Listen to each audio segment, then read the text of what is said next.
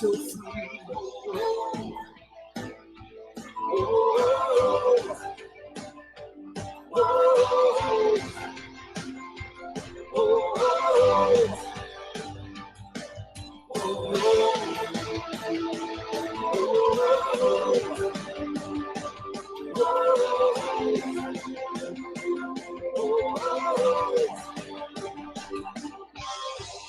I'm not interested in photo ops. Corporate media dominates the American opinion. Finding independent voices that counter this avalanche is becoming increasingly difficult. With the endless corruption running rampant throughout our government, independent voices are needed more than ever to battle the offensive against our freedoms and liberties. As a listener of RBN, no one understands this concept better than you. Now it's up to you to do your part. The time has come for you to take action and begin broadcasting the truth to hundreds or thousands of people every month. Sound impossible? Quite the contrary. With pointed slogans from LibertyStickers.com, you can reach countless sleeping Americans unaware that they live in a real-life wonderland. LibertyStickers.com has a huge inventory of political bumper stickers and messages that reflect the truth about our government, our politicians, and the future of America. With so many in stock, there's one perfect for you. Visit us today at LibertyStickers.com. Again, that's LibertyStickers.com. Do your part. Your voice is important. Let it be heard. You're listening to Republic Broadcasting Network, because you can handle the truth.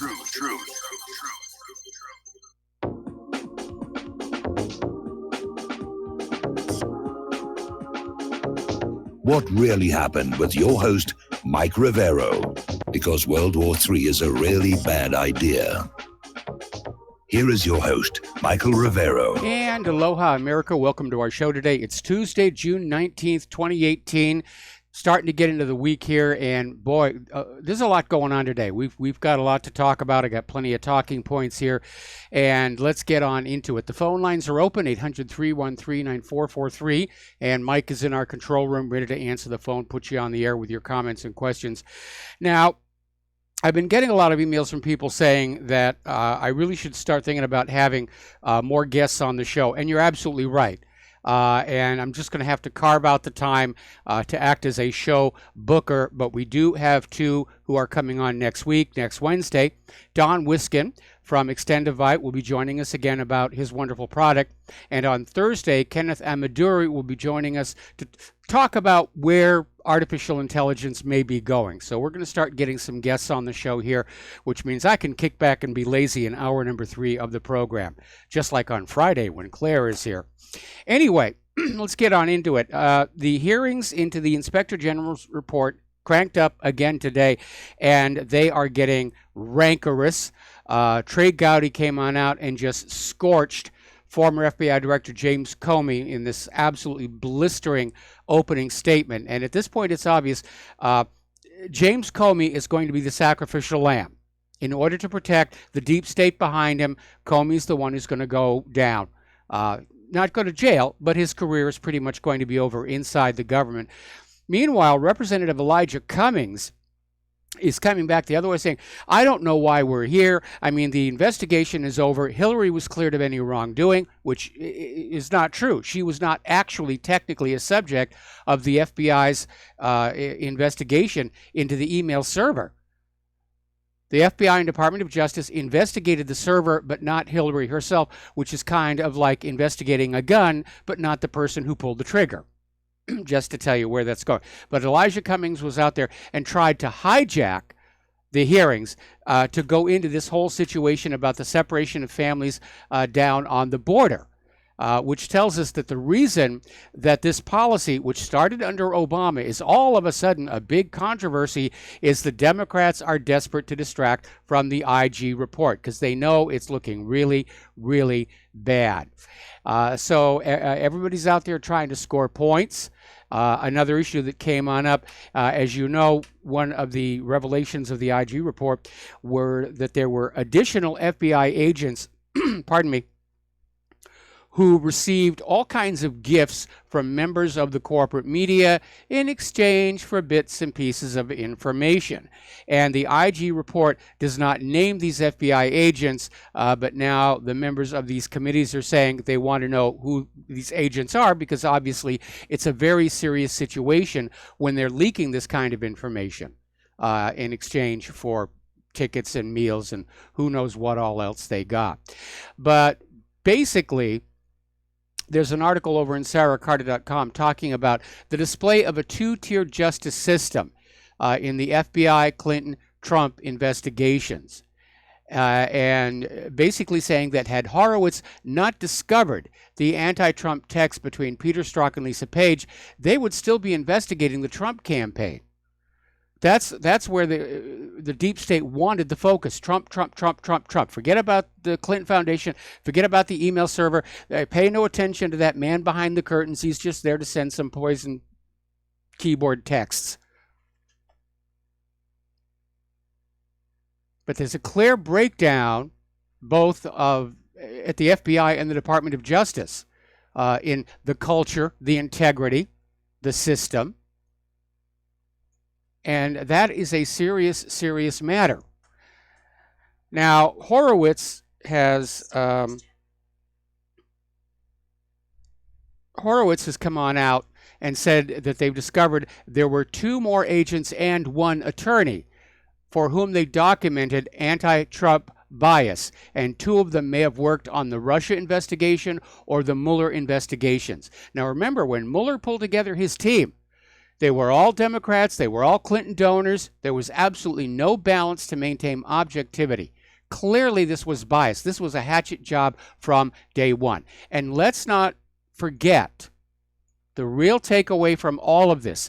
There has yet to be a proper investigation into Hillary's email server and into Hillary Clinton herself and how she used it and what she did with it. And that's what the American people need to be demanding right now.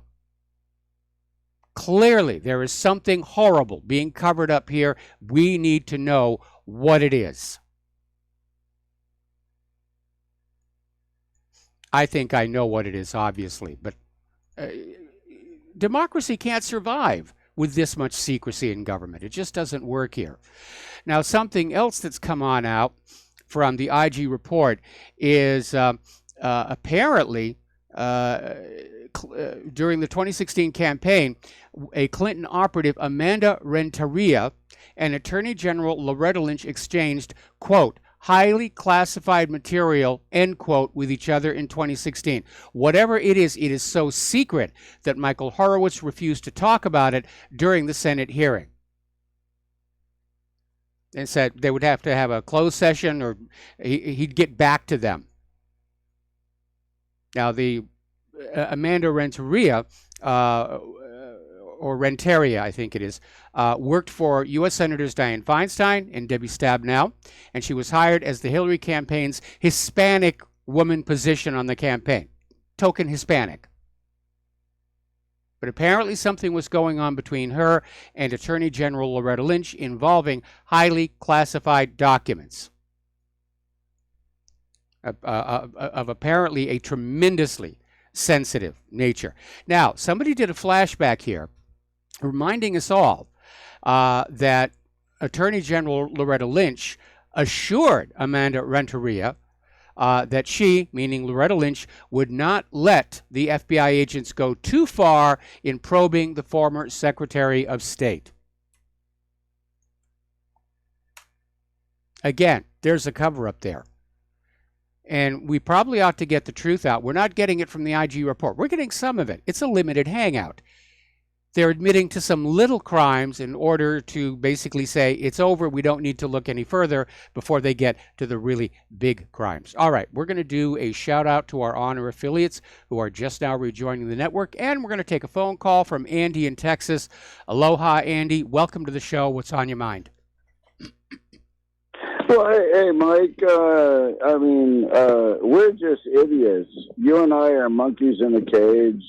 These people are doing what the hell they want to do.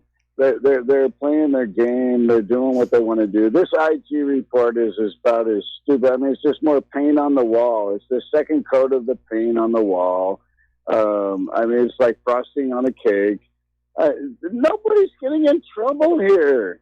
We're in a really, really big problem here, where these people, they think that they're above the law, and evidently they are. We can't convict Andy,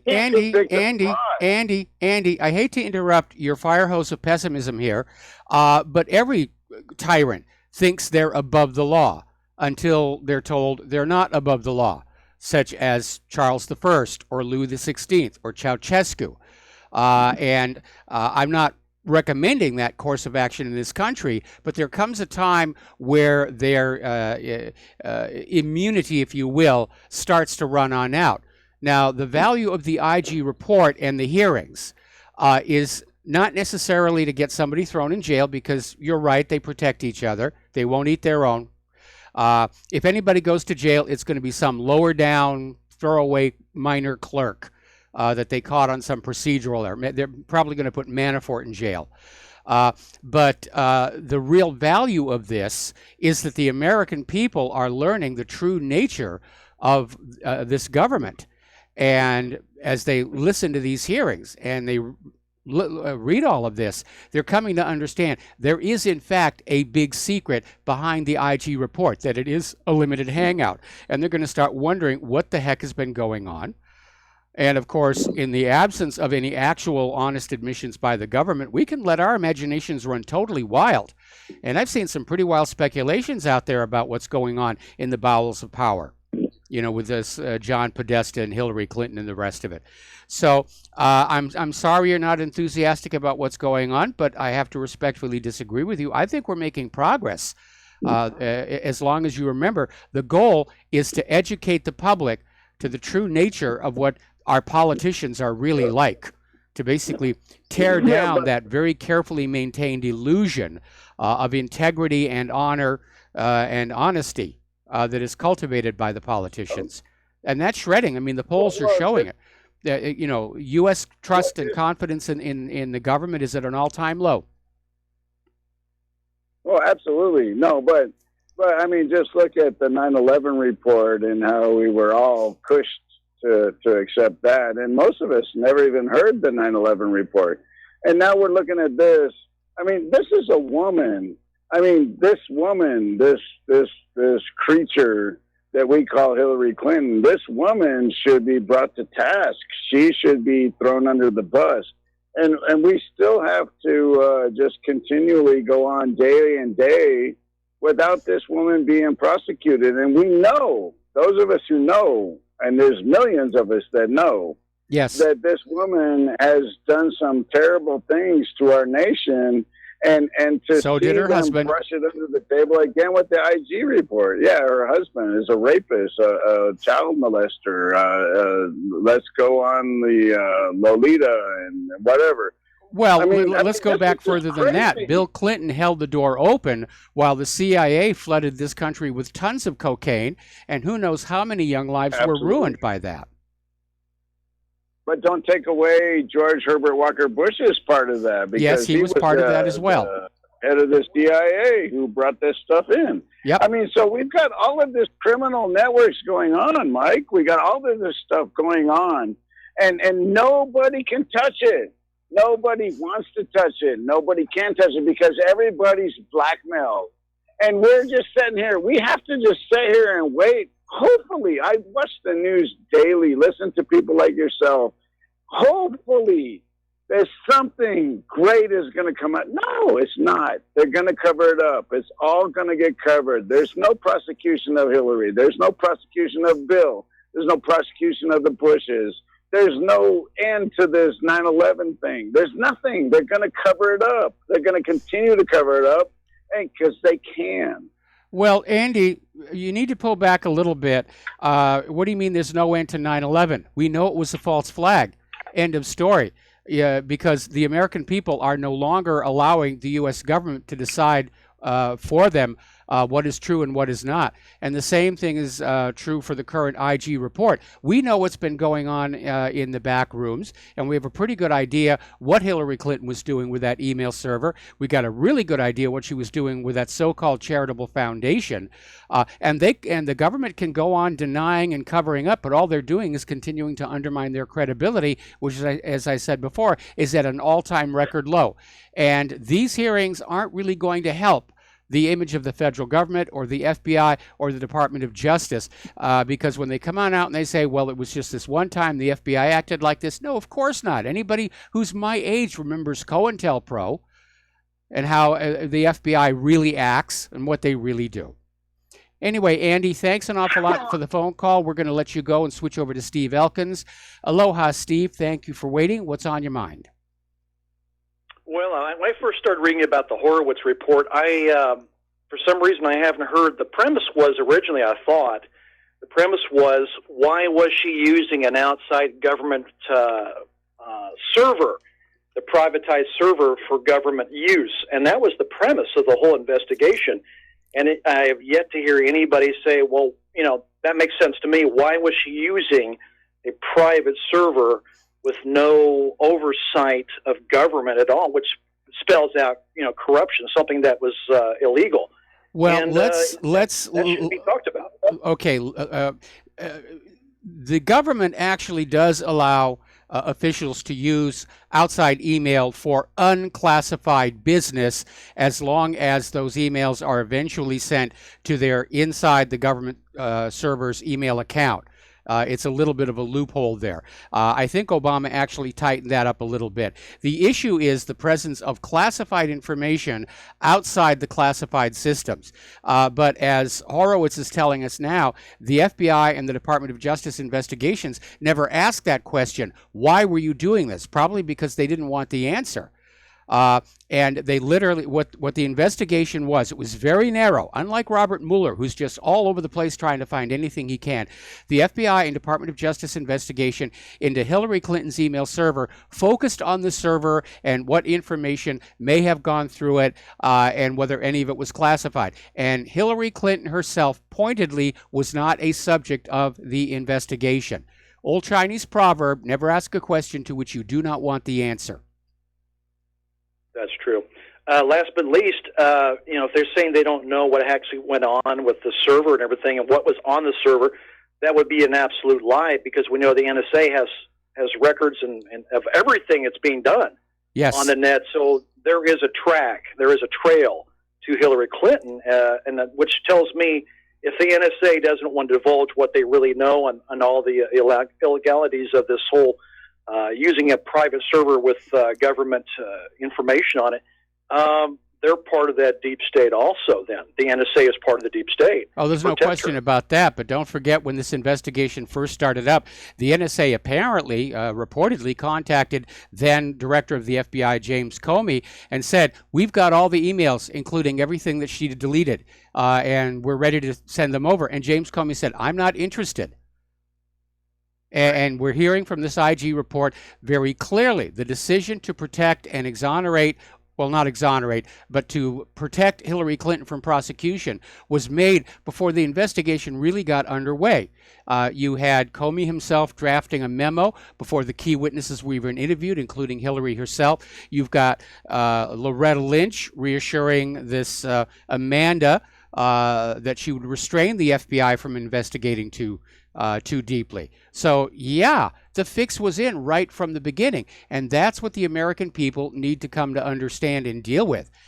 This is as big a scandal as Watergate. It's as big as Iran-Contra. And if we're all out there talking about it, it will get heard. We know the corporate media. We know the Democrats are trying to make this all go away. But remember back when the Downing Street memo first came on out and admitted that the anti-Iraq propaganda was fixed around an already existing policy of going to war, and the corporate media tried to pretend it didn't exist for a month. But the online community, we talked it up so much and we sent it around so much that finally the corporate media had to report on it honestly, or else be seen as clearly covering this up. No, I agree. Hey, last thing I want to mention real quick here is I sent you an email this morning.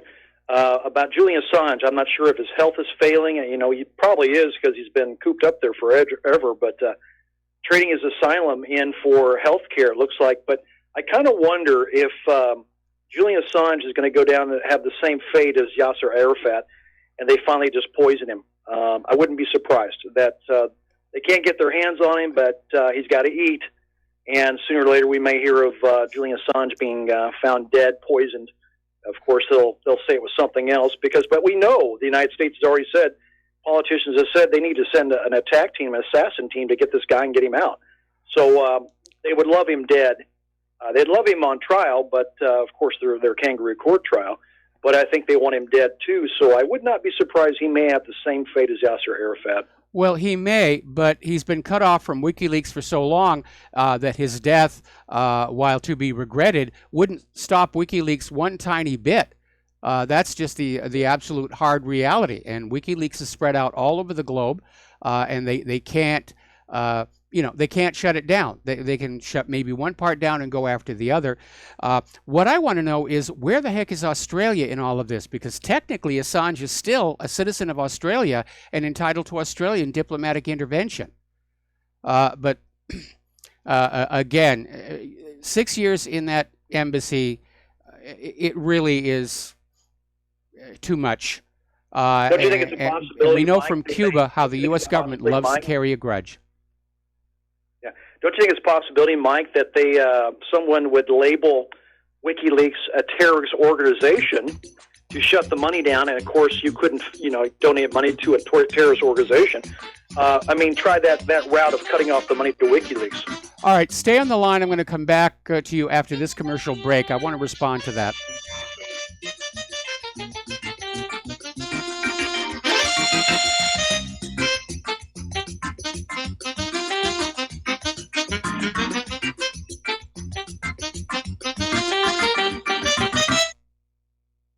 Corporate media dominates the American opinion. Finding independent voices that counter this avalanche is becoming increasingly difficult. With the endless corruption running rampant throughout our government, independent voices are needed more than ever to battle the offensive against our freedoms and liberties. As a listener of RBN, no one understands this concept better than you. Now it's up to you to do your part. The time has come for you to take action and begin broadcasting the truth to hundreds or thousands of people every month. Sound impossible? Quite the contrary. With pointed slogans from LibertyStickers.com, you can reach countless sleeping Americans unaware that they live in a real-life wonderland. LibertyStickers.com has a huge inventory of political bumper stickers and messages that reflect the truth about our government, our politicians, and the future of America. With so many in stock, there's one perfect for you. Visit us today at LibertyStickers.com. Again, that's LibertyStickers.com. Do your part. Your voice is important. Let it be heard. Folks, we're living in a world the likes of which we've never perceived any clearer than we do now. The plan for global governance has been in the works for generations and would have likely been achieved by now, but for the fact that the globalists left open their Achilles heel. With all their tools, Federal Reserve System, fiat currency, no child left behind, and then Common Core education introduced to our schools to dumb us down, vaccines, pharmaceuticals to lobotomize us, GMO foods, insertion of compromised or bought and paid for politicians, judges, mainstream media propaganda, all pieced together like a puzzle designed to ultimately bring the world under submission. But with all their strategy, they forgot one thing: knowledge. And knowledge is power. With knowledge, their bombardment is nullified. Folks, with that, as brilliant and knowledgeable as you've become, among the wisest audience of any radio audience in the world, and you are, I want you to take a moment to reflect and ask yourself, how much of that knowledge did I obtain from Republic Broadcasting Network? How high has my consciousness been raised since I've been a listener? How fast am I now able to discriminate truth from fake news by being a Republic Broadcasting listener? How clear am I now able to see the world since I've been listening to RBN? Ask yourselves those questions, folks. Then ask yourself, what is that knowledge worth to me? Like my morning coffee, how would I survive without it? A voice of truth in a sea of lies. Do we not all need to make sure it survives? Like public broadcasting, we are now finding we can only survive with listener support. Censorship, advertisers being attacked, truth itself being attacked. It's the only way through this. We at Republic Broadcasting humbly ask you to become a supporter. Look at your budget and make a determination of what Republic Broadcasting is worth to you and what you can afford on a monthly basis. Go to republicbroadcasting.org and pledge $20, $30, $40, $50, if possible, $100 a month or more if it's affordable. Click the donate button and become a regular monthly donor. Assure both us and yourself that Republic Broadcasting Truth will continue to flow like that morning coffee. The network thanks you. When all this twisted steel was swept away, did these remaining holes reveal what really happened? And aloha, America. Welcome back to our show. We're still talking with Steve Elkins. And Steve, interestingly enough, back in 2010, there was a push to have WikiLeaks declared a foreign terrorist organization. It was spearheaded by Representative Peter King when he came on in as chairman of the House Homeland Security Committee. And the media all picked it up and said, oh, yes, WikiLeaks is definitely a terrorist organization, which is really kind of weird when you think back to when WikiLeaks first got started and how the corporate media just lionized them. Oh, this was wonderful. This was going to be great. We're going to have all this stuff. And then look how fast they turned. But yeah, that's already been floated to call WikiLeaks a foreign terrorist organization in order to put them on sanctions lists and try and starve them of money. Well, yeah, that's how you kill an entity like that. You starve them of money, and they usually they fold. But they've even gone as far as the United States to label the Revolutionary Guard of the Iran Army, the Iranian Army, as a terrorist organization. It's simply their military. So that's the route I think they will take if they haven't already. But I did hear the same talk also to label it a terrorist organization or whatever. But I don't know. I kind of think I hope I'm wrong. I hope Julian Assange lives to see the trials and the corruption unfold and something ever happen, or everything he's ever done was for nothing. But they attacked the whistleblower. This is amazing. They, instead of their actions themselves, what he did report on was the absolute truth, the atrocities in war, the killing of journalists, civilian people, and they go after the whistleblower for telling the truth. This is amazing that this is happening. That shows you how corrupt our society has become. We're seeing the same thing coming out of Israel. They want to go on being vile, evil people. They just don't want anybody to be able to talk about it. And we're seeing the same mindset emerge within our own government, where our government wants to make war, our politicians want to be corrupt, and they just want to have fun doing what they're doing, and they're just trying to not let the public know what's going on. We don't have an open and transparent government. We haven't had in decades now, probably going all the way back to the Kennedy assassination. I agree. That's it, Mike. Hey, thanks. Great show. All right, thanks an awful lot. We're going to let you go here. Now then, getting into the war zones. As you know, Israel has attacked Syria again. Normally, they will attack around Golan or Homs. This time, they really reached deep into Syria and attacked an area up on the Syria-Iraq border. Their justification being there was Hezbollah there. Nobody knows whether there really was or not. And then they got on out of there. The question is, were the Israeli attacking aircraft and drones detected on Syrian and Russian radar? And if so, is Russia and Syria just trying to sit quiet, accept the damage, rather than be goaded into a confrontation with Israel, which would mean a confrontation with the United States? So once again, Putin is very carefully trying to play peacemaker, and he is a chess master, and he understands sometimes you have to sacrifice a piece to win the eventual game here. Now, the State Department is revealing details of phone talks between Mike Pompeo and Sergei Lavrov on Syria.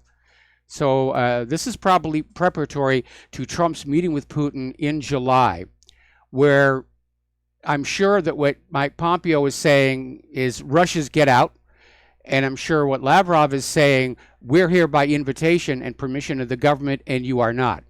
So I don't know how far this is going to go, but apparently they're talking about a ceasefire in Syria in that southwest region. The problem is, of course, as long as Israel continues to attack that same area, it really doesn't accomplish much of anything. The wild card, once again, is Israel, that is operating outside of any kind of control. So Syria's armies, military columns, and Russian forces enter Daraz province for imminent anti-terrorism operation. So they're moving forward, and apparently the Army's Tiger Force went into the region. They sent in envoys trying to tell the terrorists, the terrorists, you can leave. Just put down your weapons and leave. But apparently a number of peace committees in Daraa province were killed by the terrorists who rejected the Army's reconciliation plan. So that's going to get really, really ugly. Things are also getting very ugly down in Yemen.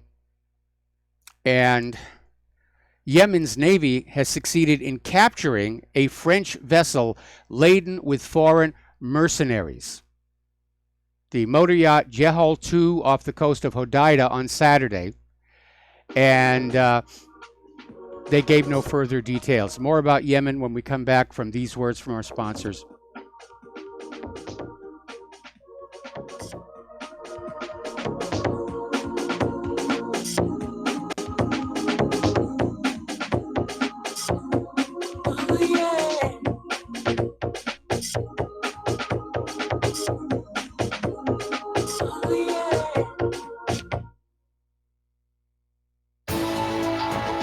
You are tuned in to the Republic Broadcasting Network. Visit our website by going to republicbroadcasting.org.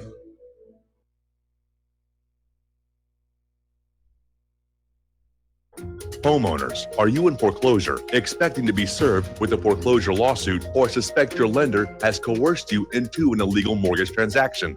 A huge number of mortgages made in the last 10 years have legal issues and are possibly defective. State laws and the U.S. Supreme Court have upheld that defective mortgage documents are grounds for foreclosure defense and for counterclaims in favor of the homeowner. If your mortgage has been sold or assigned since closing the loan, it may be defective and you may be paying the wrong party, and the lender may not have standing or the right to foreclose or collect payments under the law. If you would like to know if your mortgage is legal or not, or know if you are paying the right party, we can help. Our initial consultations are free of charge. We are not attorneys. We are legal researchers and work closely with experienced lawyers who know how to help you find the evidence to help you keep your home. Call toll-free 1-855-2-KEEP-IT. That's 1-855-2-KEEP-IT today.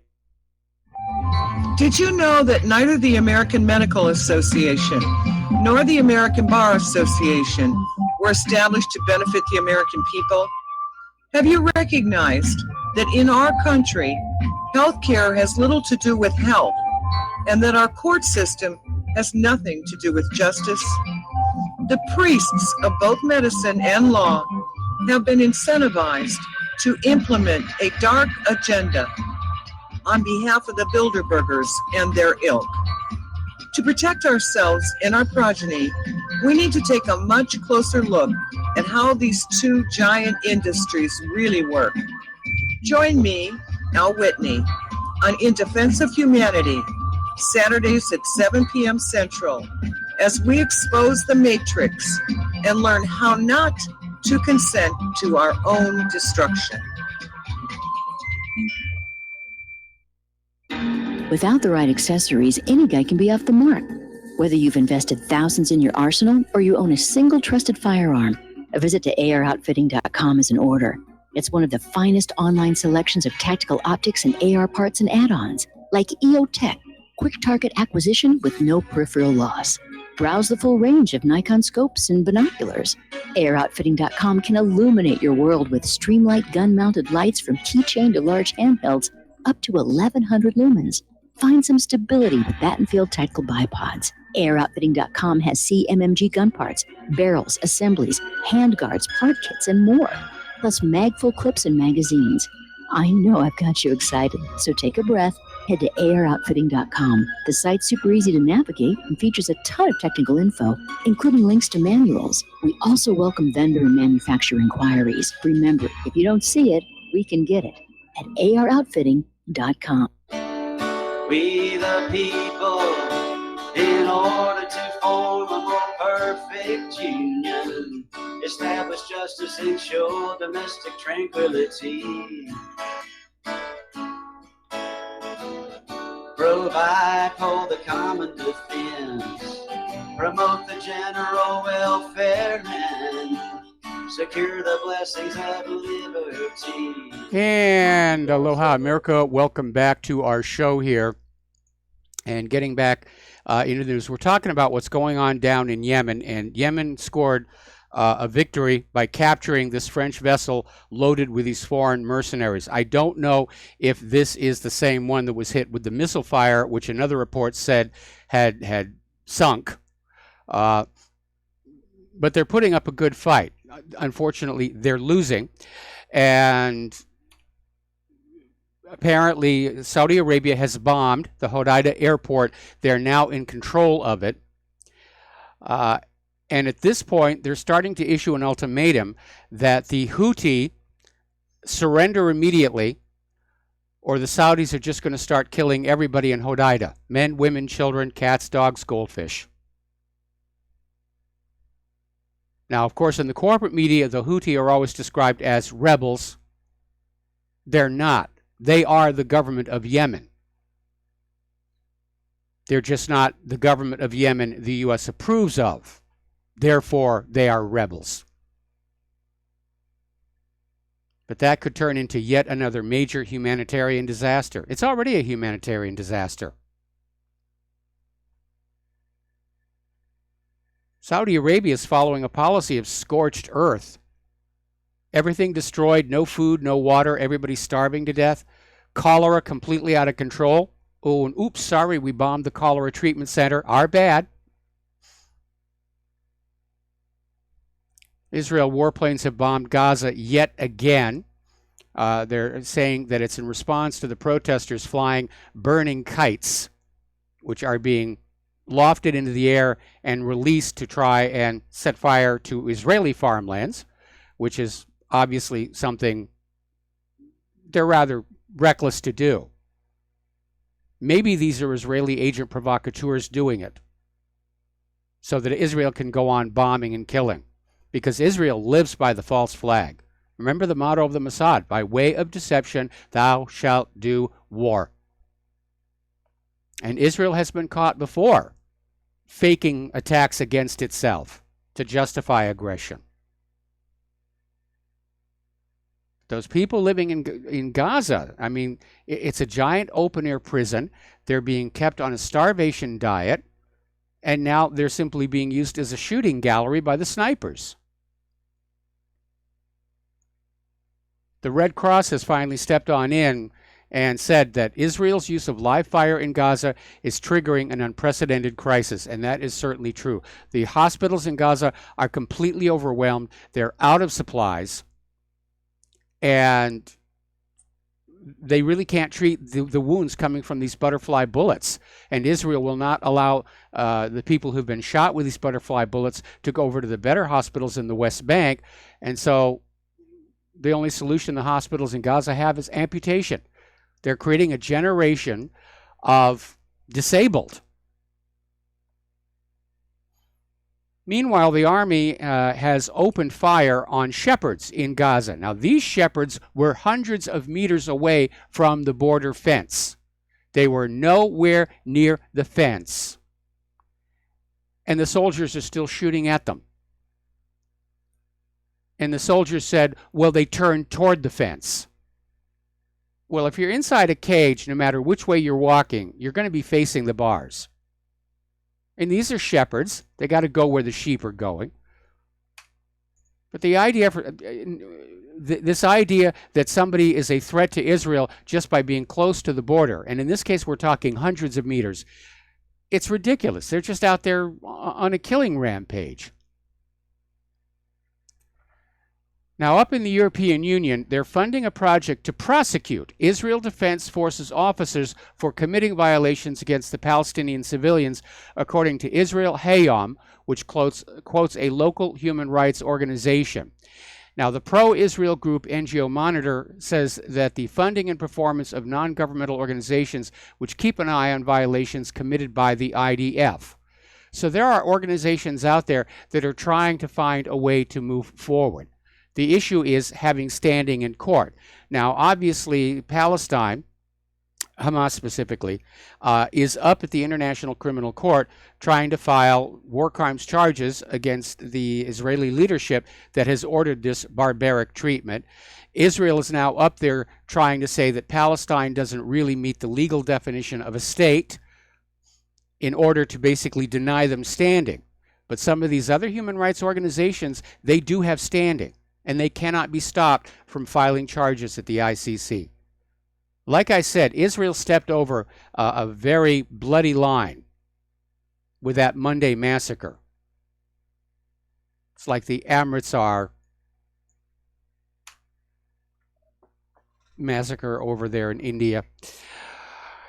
Israel is still trying to figure out a way to justify to the world it's just shooting the Palestinians, and it's gone back to the idea that all those Palestinians were there to act as human shields, and therefore that makes it okay to shoot them.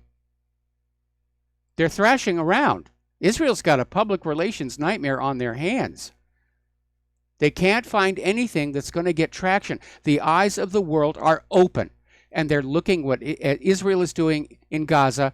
They're looking at what Israel is doing in the West Bank, and no amount of public relations or advertising or corporate media spin is going to change that.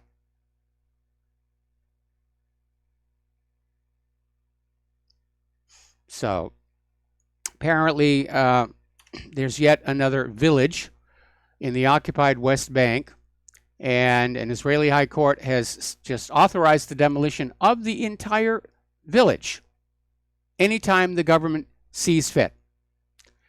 And it's another one of these Bedouin villages, and Israel wants to relocate the Bedouin village to a location near the garbage dump adjacent to Abu Dis in the vicinity of Jerusalem. And this would ignore warnings by rights groups that this sort of forcible transfer amounts to a war crime. And of course, Israel's response is war crime, schmore crime. So, Israel's out of control. They do believe they're above the law, and they're above international law. Kennedy was right. They should have never been allowed to acquire nuclear weapons. Meanwhile, liberals are out there worrying about whether Israel, rented lips, will be able to remain a Jewish and democratic state if it retains control of occupied Palestinian lands. And it shows just how disconnected liberals are from the real world, because Israel is not now a democratic state. It's never tried to be one. The very fact that it is a Jewish state, self-described Jewish state, and holds all non-Jews as second-class citizens tells you it's not a democracy. It's a theocracy, is what it is. Now, as you know, there is a new Freedom Flotilla on its way to Gaza, and it's making its way down from down from where they set off. I think it was Norway. Interestingly enough, police in France have prevented 2 boats from this flotilla from docking at the Seine River, despite subjecting the vessels to extensive searches in advance. The police went on board. They were looking for any kind of contraband like weapons or ammunition or explosives or anything that could be considered hostile and a threat to Israel. They found nothing, because every time these flotillas sail down there, it's food, it's medicine, it's coloring books for the kids, things like that. And I'm pretty sure most of it's medicine right now because the hospitals in Gaza are running out. And even though they found nothing, the police said, you can't dock here. And one of the spokesmen for the Freedom Flotilla said that they were rather surprised that Israeli territorial waters now begin in Paris. He was being sarcastic. It shows how even Emmanuel Macron is under the thumb of Israel. Anyway, Trump went ahead and has withdrawn the United States from the United Nations Human Rights Council as of today because of the Human Rights Council's bias against Israel. Oh, they're biased against Israel. Oh, every time Israel shoots a Palestinian, the Human Rights Council said that's a human rights violation. I mean, the bias is just obvious there. Bias, bias, bias, bias, bias. It's so unfair to Israel. And obviously, the world is looking at what's going on, and we'll see this as a further diminishment of the United States as any kind of a moral leader. Because, like Emmanuel Macron, Trump just made it very obvious. He, too, is under the thumb of Israel. We're under foreign puppet rule. Okay, now here's a very bizarre story. This came out of 12160. And apparently the United States has been pushing the Gulf states to invest in economic projects for Gaza to be built in Egypt's northern Sinai. Now, apparently the three sources came on out, said that the proposed Gulf-funded projects are aimed at generating momentum before the unveiling of a U.S. peace plan. Well, if you look at the map of where the Gaza Strip is relative to the Sinai, it looks to me like Trump's peace plan is going to be to basically convince Egypt to allow the Gazans to relocate in the northern Sinai, and they want to have an existing infrastructure up and running for them, and then Gaza goes back to being part of Israel. Now, that won't stop Israel from lusting after Sinai, because they've already invaded it once. But that's an interesting development. If that's what Trump is thinking, might actually work. The U.S. Senate has now blocked the sale of the F-35 fighter jets to Ankara out of concern that Turkey is planning to buy the Russian S-400 air defense missile system. And they may have just done Turkey a favor, given how expensive the aircraft is and how poorly it seems to be performing. It's not even combat ready yet. The only F-35s in flight right now are just for training. So the whole deal looks like it's off. The senators voted to kill that deal.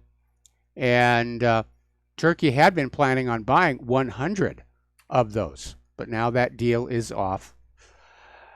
The head of NATO is coming on out and saying that NATO's getting fragile. And he's warning over the future of the transatlantic relationship. First of all, with the growing divides among the European nations and the strain between some of those nations like France and Germany with the United States.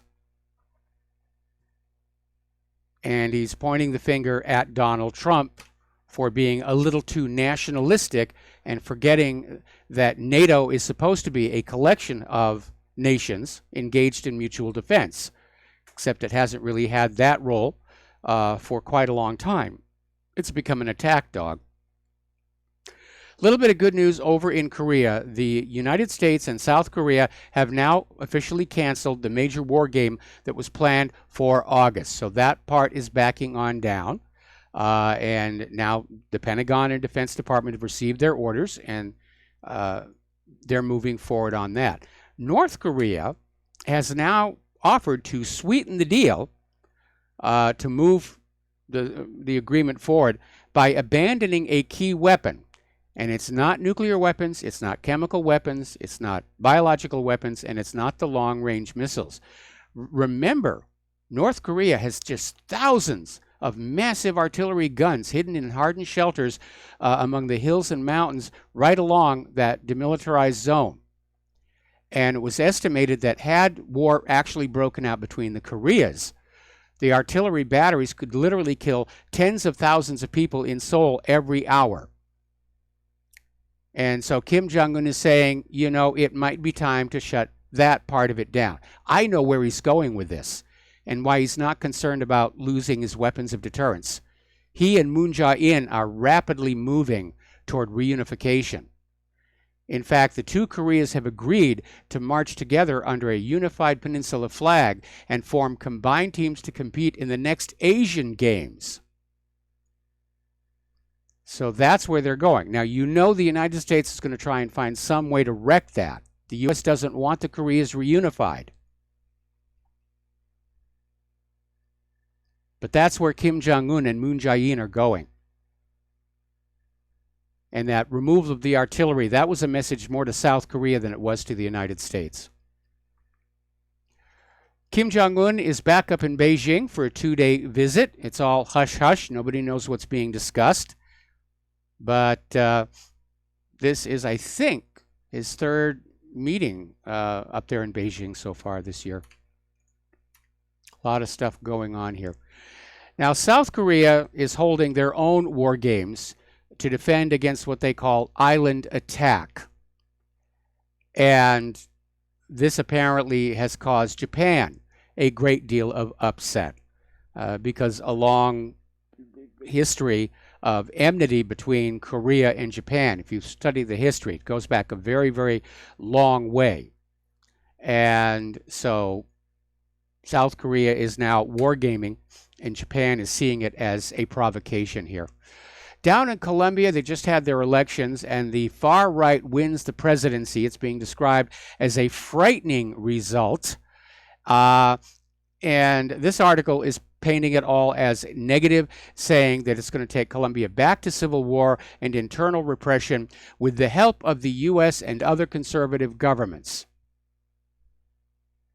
So we're mucking about down in Colombia as well.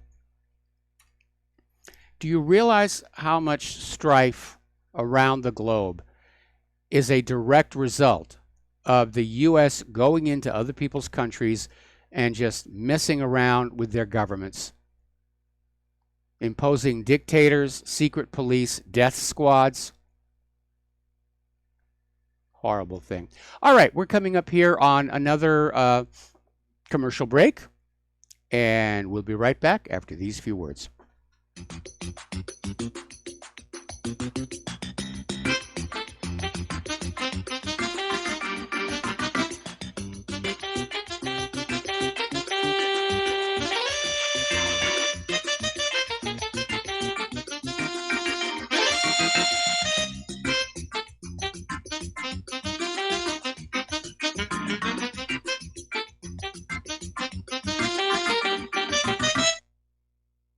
I'm getting older and noticing that my body just doesn't work as well as it used to. So I like to keep fit as possible by hitting the gym a few times a week. Recently, I started having a nagging bicep pain, and it got so bad I couldn't even lift the weights. When I was complaining about it to a friend, he told me about Angioprim. He said chelation helps remove toxins, heavy metals, and cholesterol in veins and arteries that may cause blockages. You know, after just 1 week of taking Angioprim, the pain was gone, and now I'm back in the gym full strength. Scientific research proves the active ingredient in Angioprim has superior oral chelation action that helps promote cardiovascular health. So to learn more, go to angioprim.com. That's ANGIOPRIM.com, or talk to a trained consultant. Call Angioprim toll free at 877-882-7221. You'll feel better with more energy. Call 877-882-7221 or go to the website angioprim.com. Tired of being lied to by mass media? It's growing more and more apparent today that news is received less and less through standard media outlets. Even with a growing audience every day, RBN is beginning to direct more efforts into social media. Social media and the use of the internet is fast becoming the primary source of people for news, regardless of demographic. RBN has set out to provide some of the best news on the internet through republicbroadcasting.org. and also has begun to use the tools to our advantage by way of social media. Republic Broadcasting is now operating a Facebook page to function as yet another avenue to have our collective voice reach new audiences across not only America, but across the globe as well. The Facebook page features not only news, but also an RBN player to listen to our broadcasts. Get involved by visiting facebook.com/Republic Broadcasting and liking our page and share it with your friends and family, because you can handle the truth. Many people write us about their experience with Extendivite. Allow me to read you some from Amazon.com. It really does work like the review says it does. I cannot believe that after the first few days, I didn't feel as sluggish or clogged up. It has had a profound impact on my physical, emotional well-being. I'm skeptical as most people about products and their claims, and I never write reviews, but this is a wonderful product and I recommend it to everyone. Great product. It has brought my blood pressure from the mid-150s over the 80s to the mid-130s over mid-80s, along with diet and exercise in just the past couple of months. Excellent. Thank you, David. Tell us your story. Get Extendivite today. Call 1-877-928-8822 or visit heartdrop.com. Extend your life with Extendovite.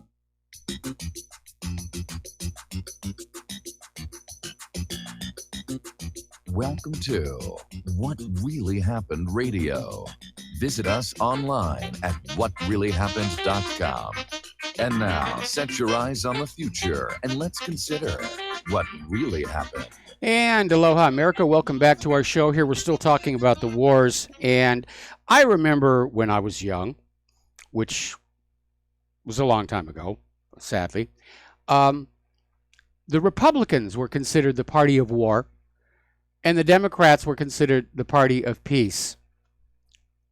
Those days seem to be gone, because back when the defense bill was passed, $716 billion defense bill, which included $21 billion for nuclear weapons development, 38 Democrats voted with the Republicans to spend all of this money on endless war and empire, while millions of American citizens are lacking food, housing, and health care.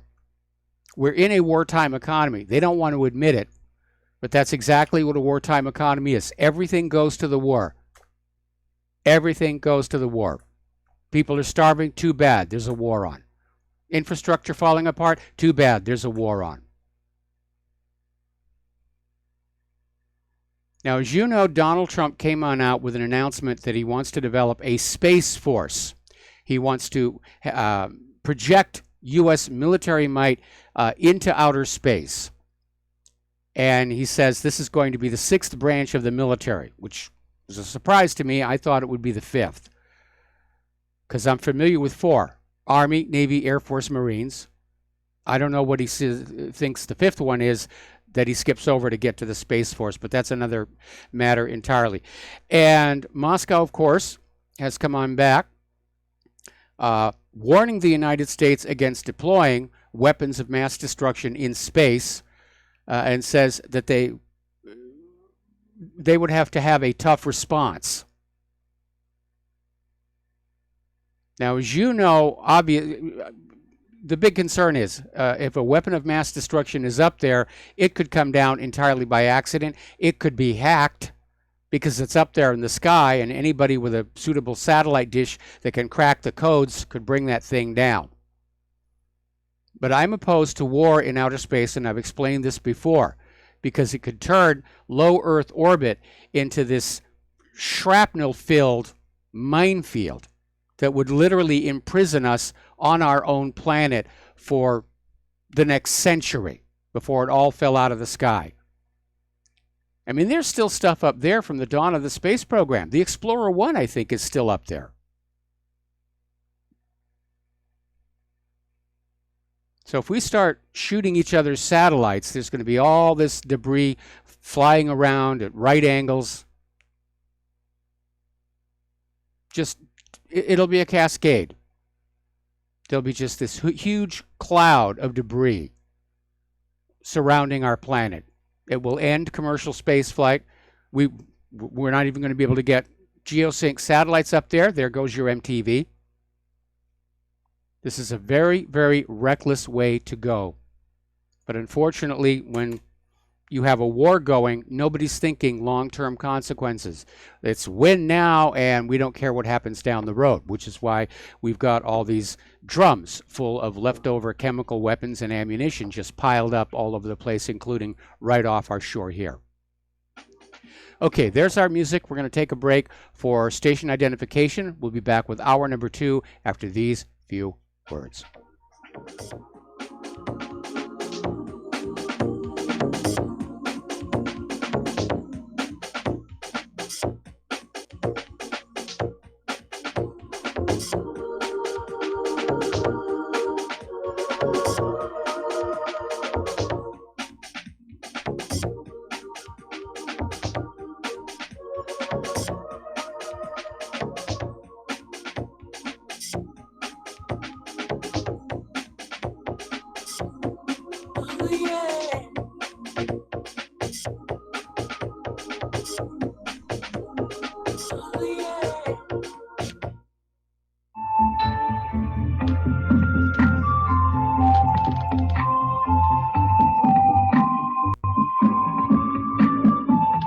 Do you know there is an ongoing war right here in America?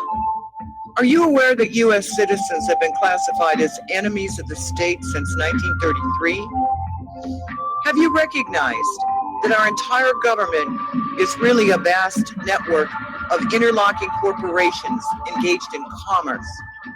Look up Title 28, Section 3002. Tune in to In Defense of Humanity on Saturday nights at 7 p.m. Central Time. Find out what's really going on and learn how to protect yourself and your family as flesh and blood men and women living in a corporate reality.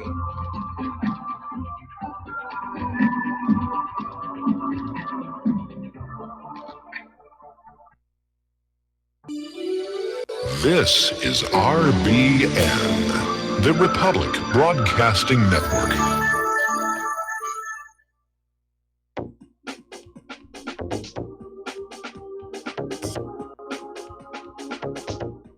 What really happened with your host, Mike Rivero. You're listening to the Republic Broadcasting Network, where you'll find out what the Fukushima's going on. And aloha, America. Welcome back to our show, hour number 2. And a listener just wrote on in to remind me that the 5th branch of the military is the Coast Guard. And yes, I overlooked that. But again, when I was young, I think of the branches of the military as people who go on out and kill other people or blow things up. And I grew up in an age where the Coast Guard was all about rescuing really idiotic boaters. So, yeah, that's our 5th branch and Trump's new Space Corps. Sounds like a cheap science fiction show from the 1950s. It's Space Corps. Insert ominous music here. It's a bad idea. It's a bad idea.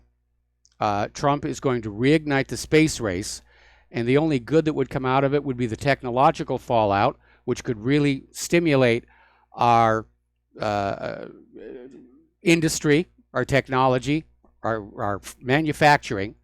But you don't have to get confrontational with Russia and China to do that.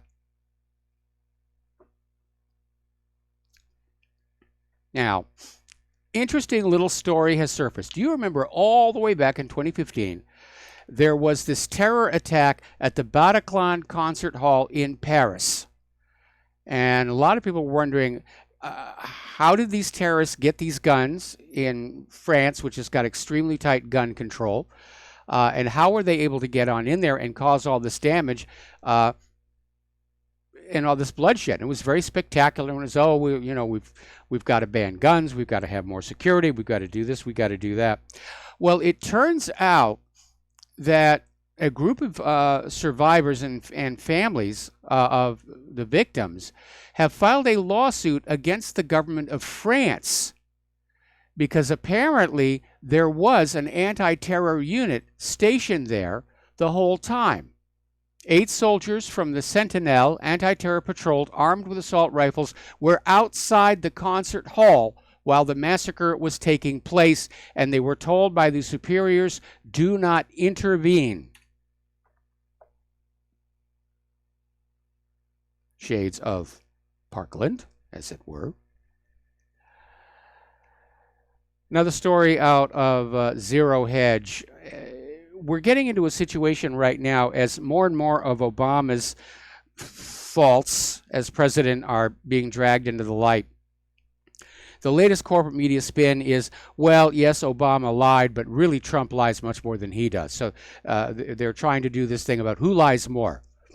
And this article basically points out, well, if you really want to cast a wider net, it's the corporate media are the biggest liars of all.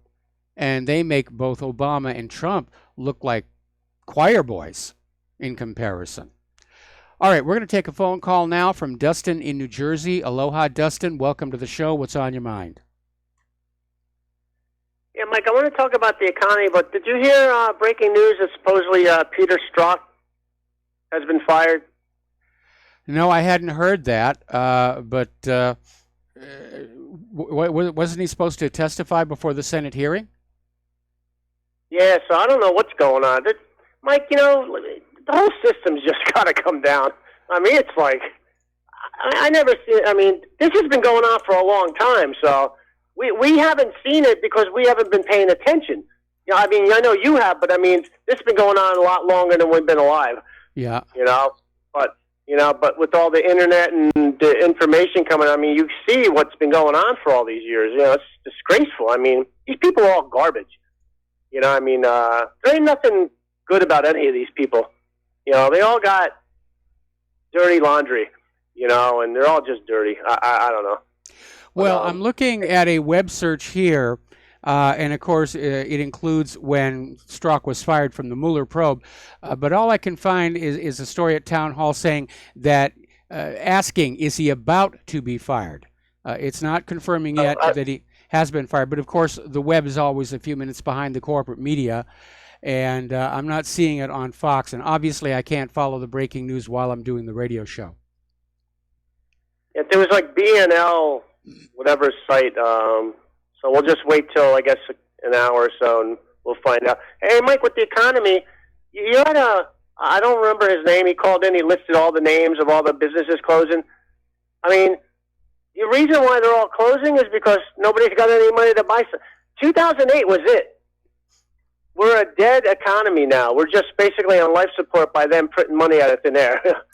Well, they're not doing it for our benefit. I think what's going on is that the higher-ups, the money junkies, understand that we are headed toward a Soviet Union-style collapse, and what they're trying to do now, if they can't get a world war to stop it, then what they're going to do is plunder the wealth of the nation and put it in their pockets and then skedaddle for the borders as it all comes apart. In fact, we even have a coffee mug that we sell in our online store that says the last official act of any government is to loot the nation. And I think we're in the middle of that right now, whether they're looting it for their own pocket or they're looting it for the war economy. It doesn't really matter anymore. It's probably loot the nations because it's the West in general. I mean, we all reach peak debt. You know, nobody can, I mean, how many credit cards can you have and max out? And then you put that debt on another credit card. You only can go on for so long, you know, AKA kick the can down the road. Yeah. But we're never going to, you know, I don't want to sound, you know, pessimistic, but we're not, America is not the same country we started as. We are a United States of Empire. There's two routes we could have took for our government, and we went down the empire route, and that was a bad choice. No, wait a minute. You can't Wait have a minute. both. Destin, we did not choose to go down the path of empire. The people running the government did. I meant that. Okay, yeah. Let's put the blame where the blame belongs. Well, how about this? There's still a small percentage of people that are blamed, though, too. American people.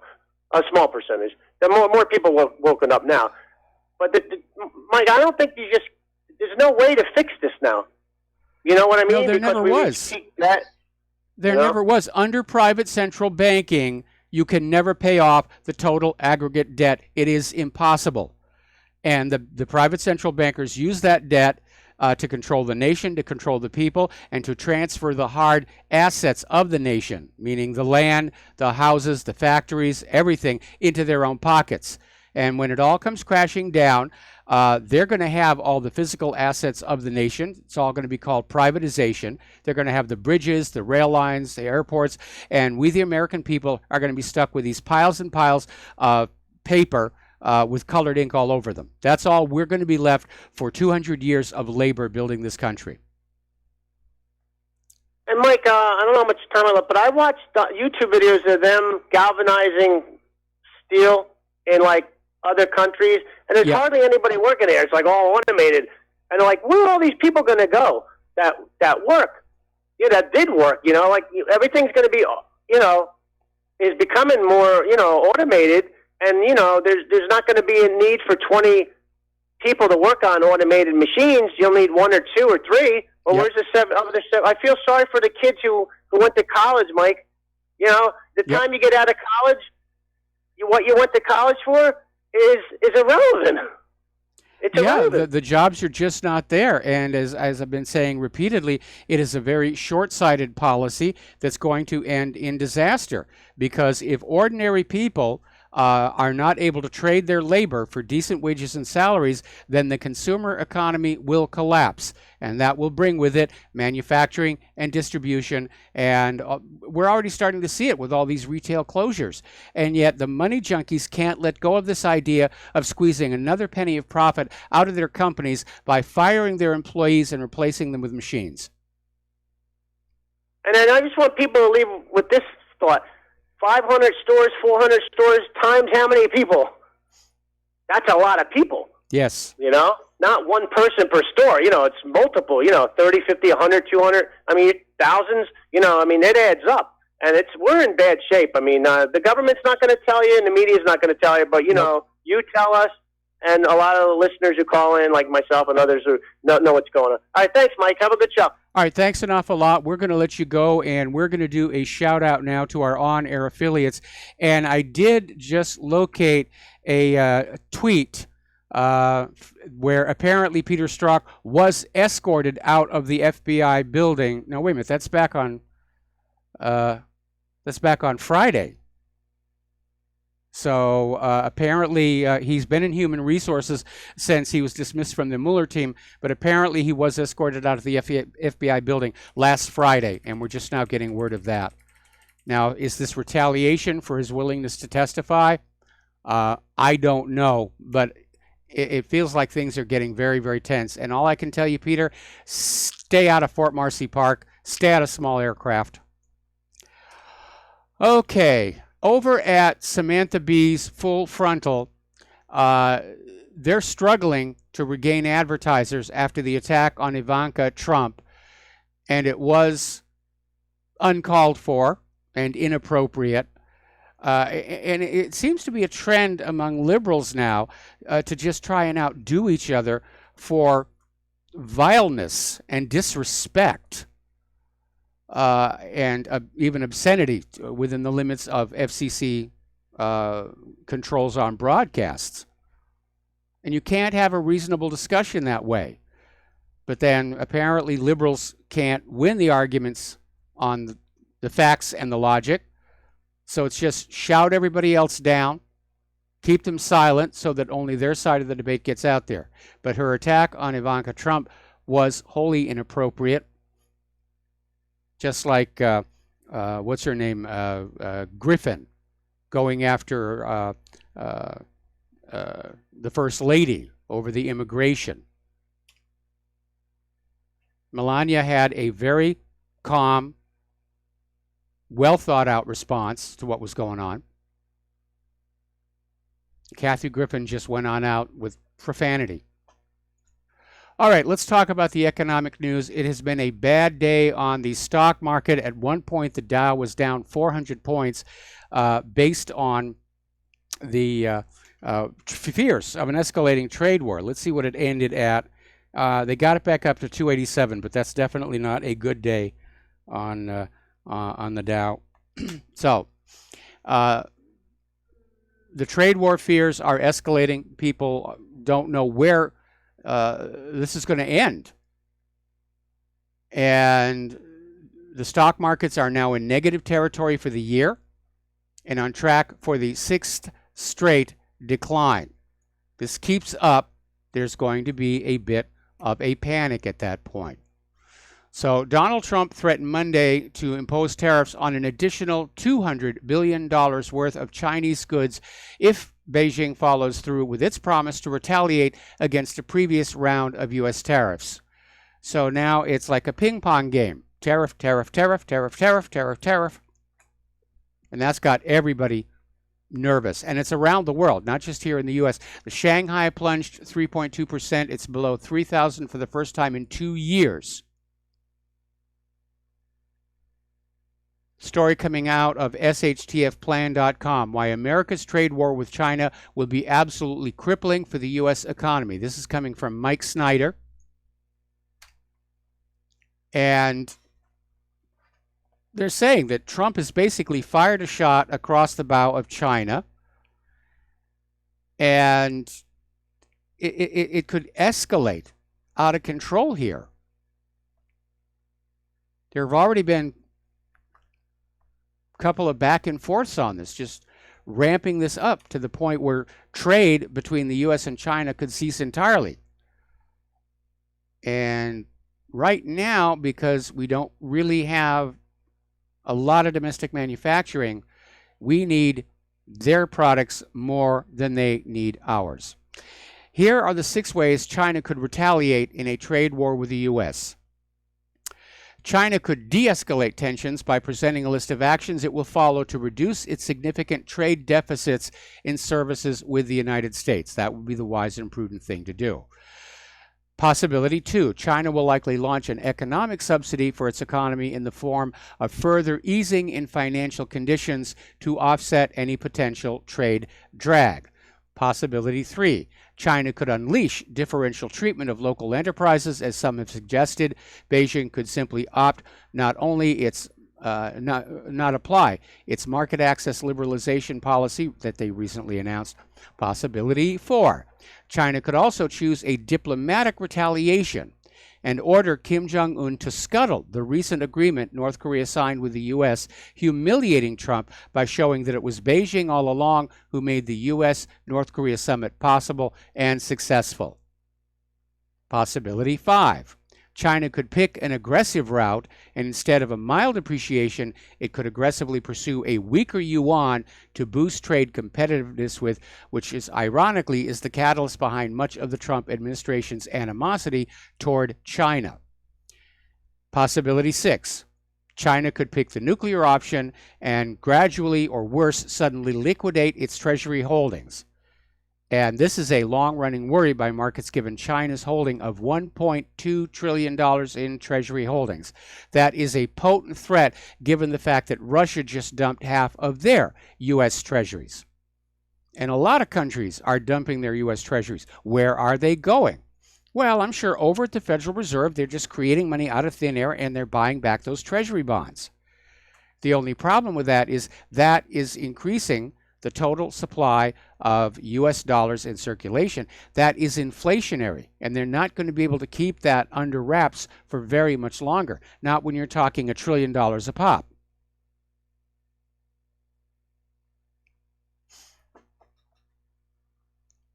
Story out of Zero Hedge. Canada, prepare for a bloody trade war. And again, we're getting into a series of escalations. Trump imposed tariffs on Canadian products. Justin Trudeau has now retaliated, and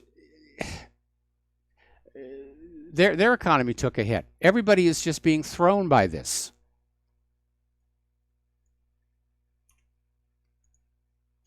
Paul Tudor Jones is out there saying that the next recession will be frightening. And apparently, Lloyd Blankfein is getting ready to step down as CEO of Goldman Sachs. But apparently, he's actually moonlighting as a talk show host. Welcome to the club. but he was interviewing hedge fund investing legend Paul Tudor Jones, who says there is a recession coming. And in fact, this trade war with China, with Canada, with Europe, could just put us over the edge into the recession right now. A lot of people still talking about the pension problem over at Mald in Economics. There's an article, "The Pension Train Has No Seat Belts." You know, everybody's talking about train wreck this and train wreck that, and the pension crisis is a train wreck about to happen. And there are no seat belts, and the people who get slammed in this are going to be in serious, serious hurt, because these are people who over their entire working life have paid into the pension plans. The pensions were unfortunately defunded for the most part during that 2008 meltdown of the mortgage-backed security fraud. Nobody has the gonadal presence to point the finger of blame at the Wall Street money junkies. And so now it's, oh, we can't make the pension payments we promised you. You're going to have to learn to live on less. In some states, they've literally changed the law to allow the pensions to basically renege on the promised payments. And once again, the money junkies get to keep their money, and the poor are going to be made to pay for all of this disaster.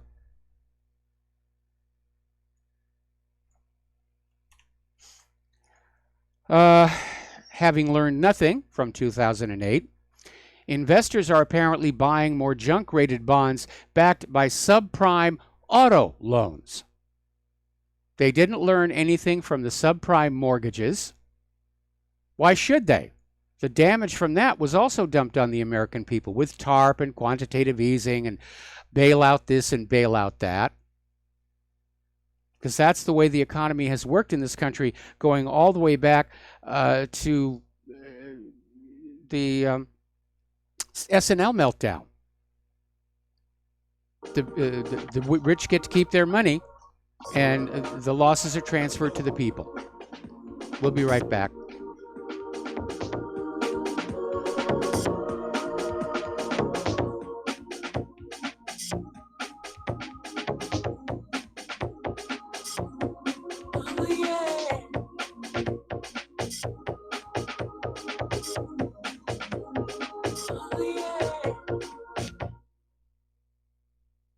My name is Don Wiskin, and at 42 years old, I suffered a massive heart attack, lost 35% of my heart to damaged tissue, and was supposed to spend the rest of my life on disability. What did I do?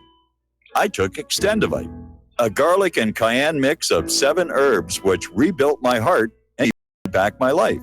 For over 17 years now, I have made this formula available to you, so you don't have to suffer the same thing I did. Clean your blocked arteries and strengthen your heart and boost your natural immune system. I'm 60 years old now, and I still work every day. To get your Extendivite, call 1-877-928-8822. That's 1-877-928-8822, or visit heartdrop.com. Extendivite is only $69.95 for a 2-month supply of either capsules or liquid. Extend your life with Extendovite. Folks, we're living in a world the likes of which we've never perceived any clearer than we do now. The plan for global governance has been in the works for generations and would have likely been achieved by now, but for the fact that the globalists left open their Achilles heel. With all their tools, Federal Reserve System, fiat currency, no child left behind, and then Common Core education introduced to our schools to dumb us down, vaccines, pharmaceuticals to lobotomize us, GMO foods, insertion of compromised or bought and paid for politicians, judges, mainstream media propaganda, all pieced together like a puzzle designed to ultimately bring the world under submission. But with all their strategy, they forgot one thing: knowledge. And knowledge is power. With knowledge, their bombardment is nullified. Folks, with that, as brilliant and knowledgeable as you've become, among the wisest audience of any radio audience in the world, and you are, I want you to take a moment to reflect and ask yourself, how much of that knowledge did I obtain from Republic Broadcasting Network? How high has my consciousness been raised since I've been a listener? How fast am I now able to discriminate truth from fake news by being a Republic Broadcasting listener? How clear am I now able to see the world since I've been listening to RBN? Ask yourselves those questions, folks. Then ask yourself, what is that knowledge worth to me? Like my morning coffee, How would I survive without it? A voice of truth in a sea of lies. Do we not all need to make sure it survives? Like public broadcasting, we are now finding we can only survive with listener support. Censorship, advertisers being attacked, truth itself being attacked. It's the only way through this. We at Republic Broadcasting humbly ask you to become a supporter. Look at your budget and make a determination of what Republic Broadcasting is worth to you and what you can afford on a monthly basis. Go to republicbroadcasting.org and pledge 20, 30, 40, 50, if possible, 100 a month or more if it's affordable. Click the donate button and become a regular monthly donor. Assure both us and yourself that Republic Broadcasting truth will continue to flow like that morning coffee. The network, thank you. Some have maxed out all their credit cards. Some are working 2 jobs and living in cars. Minimum wage won't pay for a roof, won't pay for a drink. If you gotta have proof, just try it yourself, Mr. CEO. See how far $5.15 an hour will go. Take a part-time job at one of your stores. I bet you can't make it here anymore. And aloha, America. Welcome back to the show here. And again, folks, yes, we absolutely rely on you to support Republic Broadcasting and whatreallyhappened.com. There's a war on right now. And right now, the weapon primarily is money. And the only way we're going to get the big money to stop corrupting our society is for the little money to all line up together in that common cause of restoring the republic. So, if you would like to mail in a donation, the postal address is Republic Broadcasting Network, 2251 Double Creek Road, number 302, Round Rock, Texas, 78664. If you want to call in and pledge to be a recurring subscriber, that is 800-724-2719, extension 1 during business hours and extension 3 at all other times. Now, Fox News is now running the story, the update on Peter Strzok. Apparently, he's been escorted from the FBI building, but he's still employed. He still has his job. They just showed him the door for whatever reason. Now, he's working in human resources ever since he was kicked off of Mueller's team. So I think this may have something to do with his upcoming testimony before the Senate. And it may be somebody is throwing a tantrum. We don't know, but we're going to find on out. What's really interesting is we're starting to see more and more of the Democrats try and replay the old Russia card, saying, oh, you know, that person's actually working for, I think that person's working for Russia, and I think that person's working for Russia. Just trying to discredit them as they get closer and closer to just how crooked, not to mention inept, this FBI Department of Justice investigation into Hillary Clinton's email server, but not Hillary Clinton herself, was handled.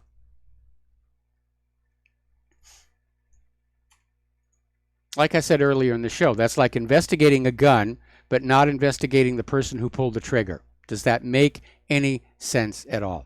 Now, getting back to the economic news, article out of Zero Hedge is talking about fiat currencies always end in collapse.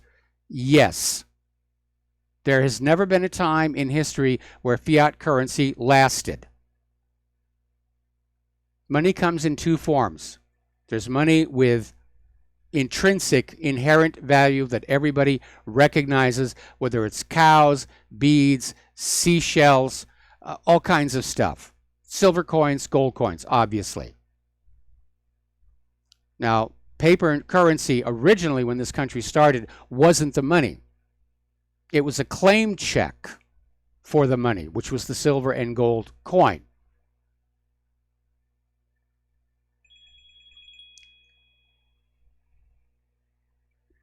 So we're in that position. The nation started with an honest monetary system, and we are back in the same predatory banking system that we fought the revolution to break free of, private central banking.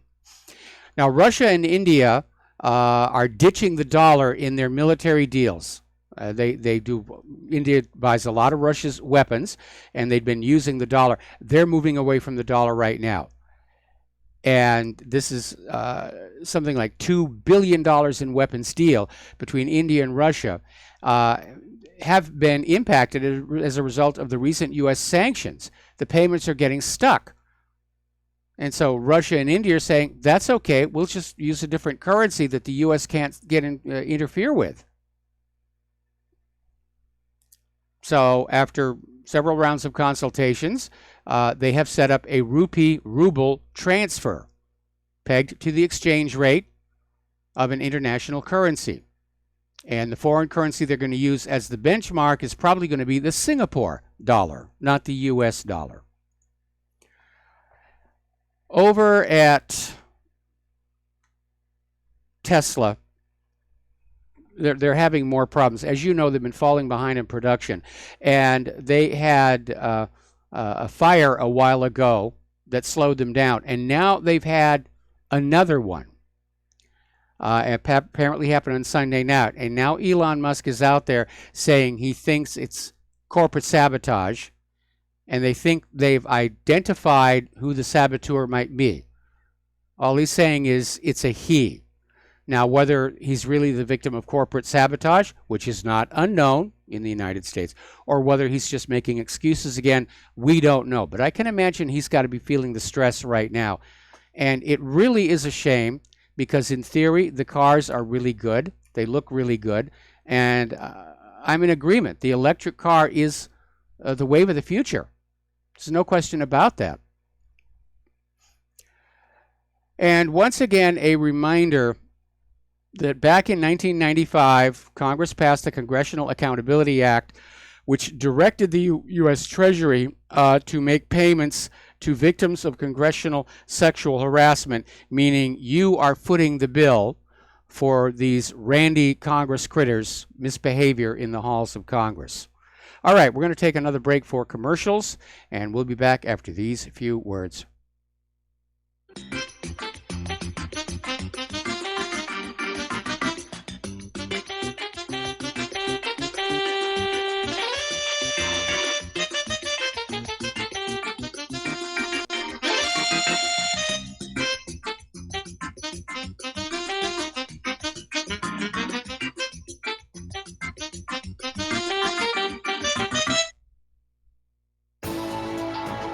You are tuned in to the Republic Broadcasting Network. Visit our website by going to republicbroadcasting.org.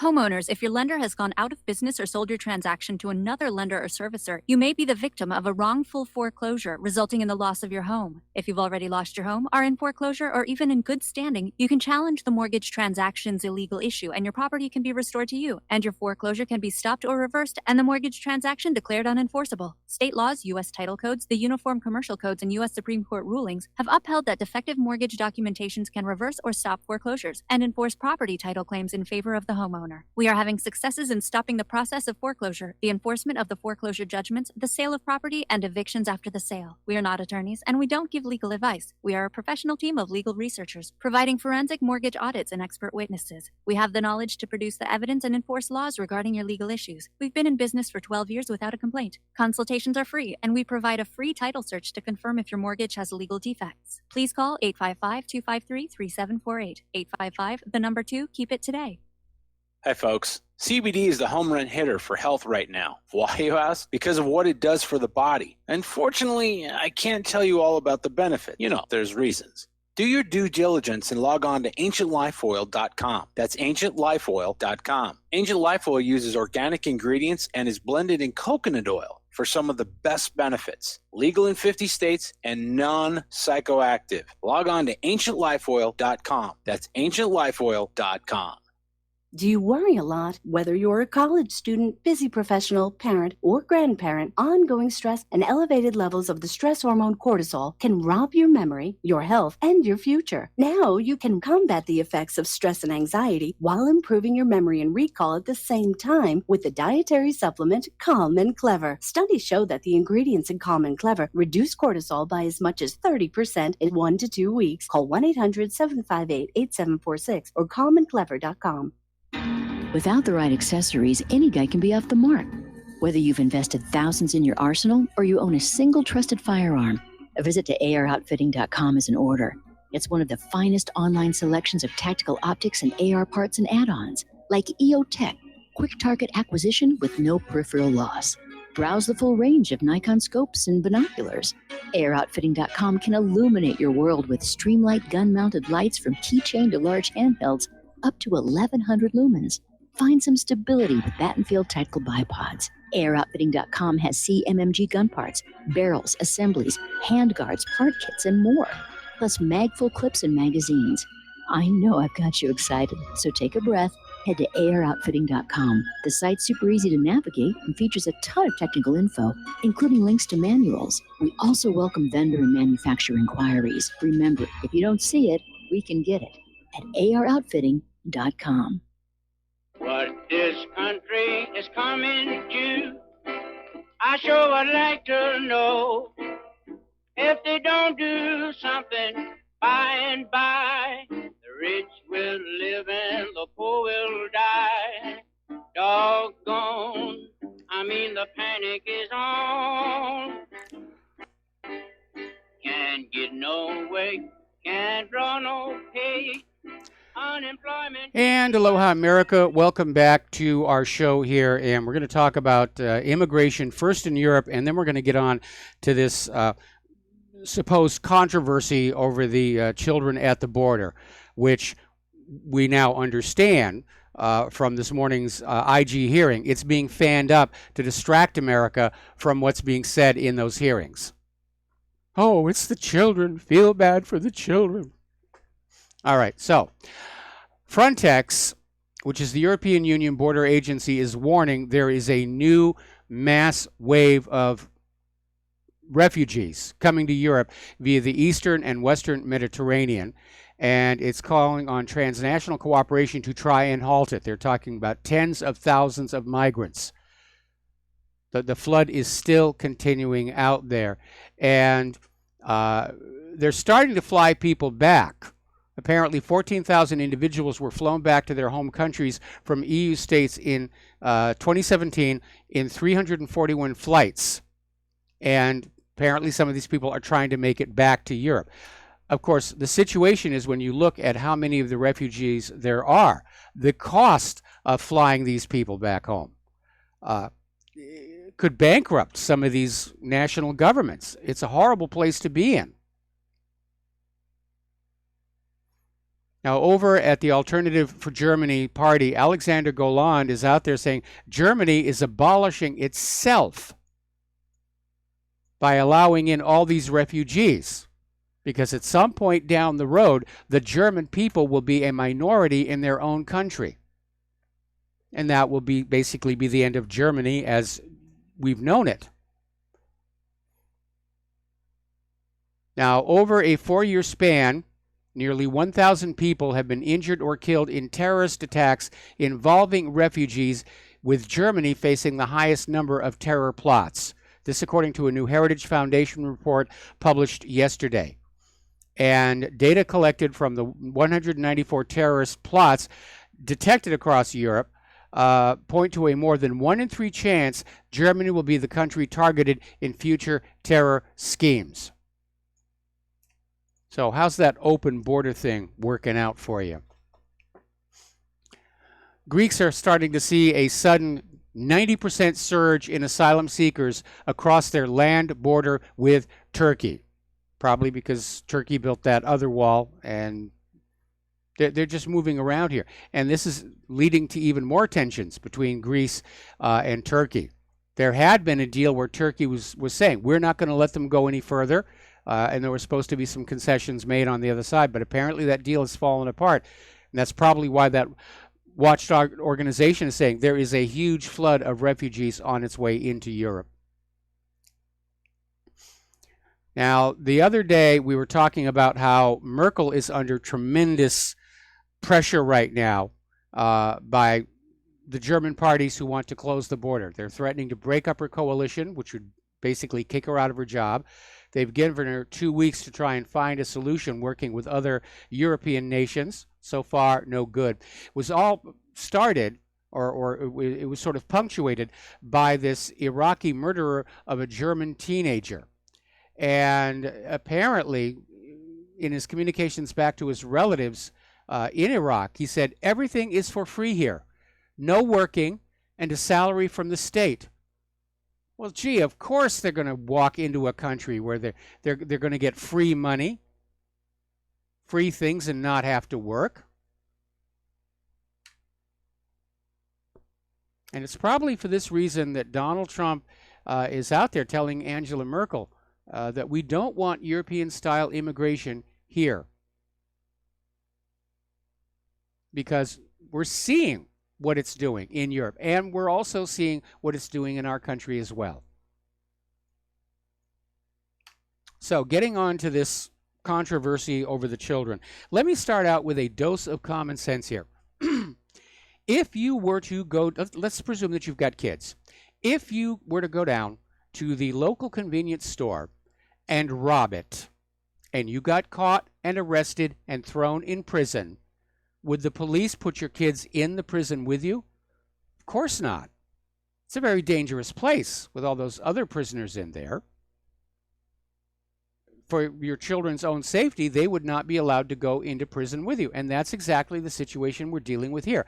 These people coming across the border are breaking the law. They are being arrested and put in jail. But their children are not being put in prison with them for their own safety. This is not a deliberate policy of separating the kids from the parents. It is simply the way these things are done in any criminal case. You steal a car and you get arrested, you go to jail, they're not going to let your kids go with you. That's just the way it works.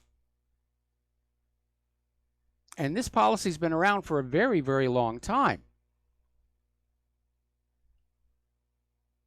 So that's really what's going on down at the border.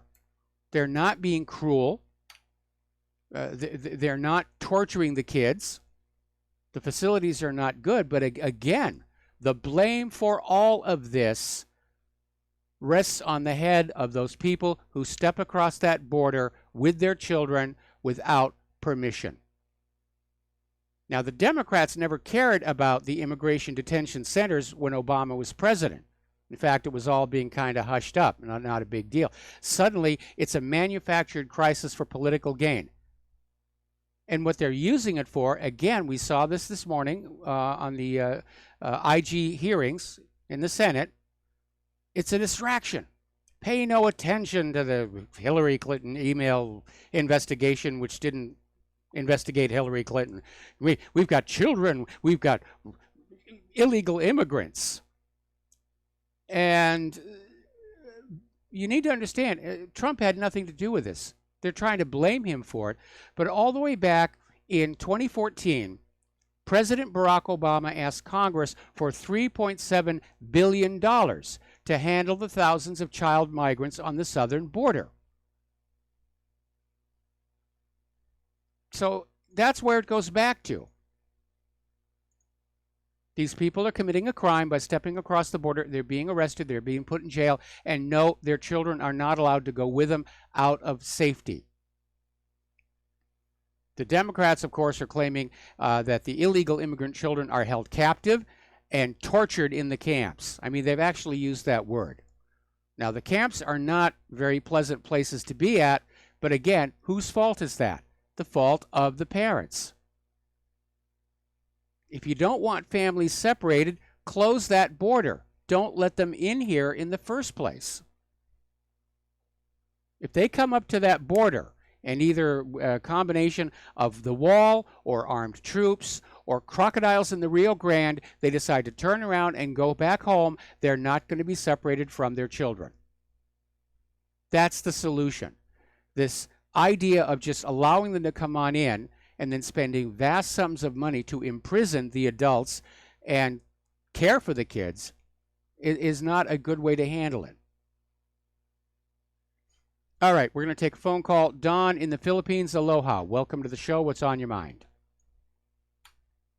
Hello, Mike. Yes, the really interesting hearing is going to be when they get struck. When they get struck and and I mean, he can't possibly have any really good answers for all the questions they're going to hurl at him, you know.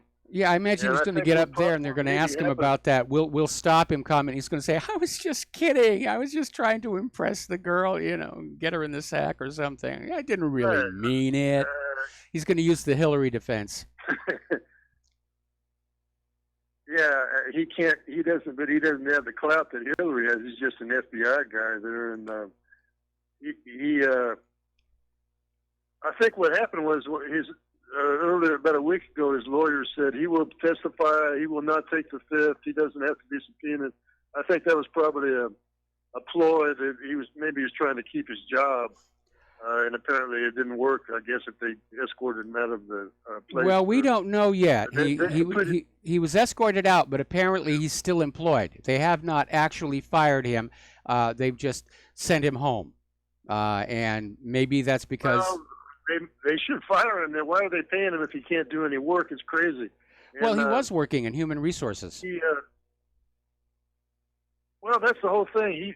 The human resources is the problem. They've all the time Obama was in there, they apparently made a concerted effort to hire people that liked Obama and liked the Democrats. And that's who they hired. And that's why they got all these people in FBI, like Strzok. I mean, he's probably always was some kind of a, I mean, I don't know what we'll find out. But probably when they grill him, they'll say, well, how the hell did you get this way where you hated Trump so much? Why?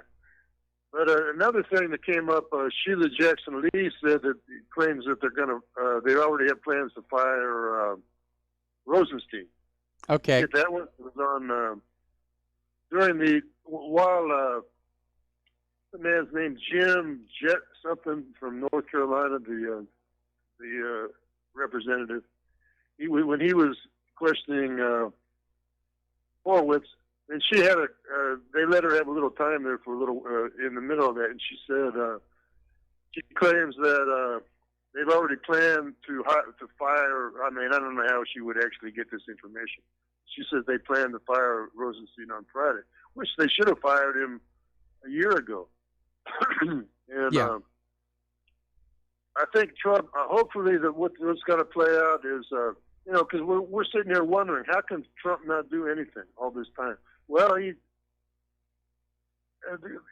maybe he's smarter than it looks, and he's just letting them, because they have nowhere to go with all this stuff, and they'll just, in the long run, they're just making themselves look like fools to try to find, unless they get, even if they get a Manafort to flip and make up some stuff about Trump, and that's not going to happen. I mean, Trump knows. I think he actually kind of somewhere deep down knows what he's doing, and what they had this thing in the game of poker called the slow roll, where you have the winning hand, but I don't play poker anymore. I don't drink, smoke, or gamble, Mike, for what that's worth.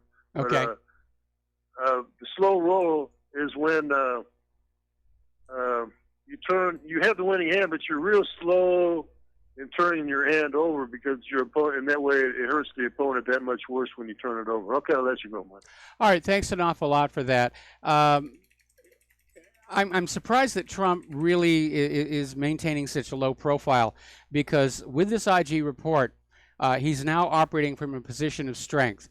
There is no question that James Comey deserved to be fired and that Trump was correct to fire him. It wasn't obstruction of justice.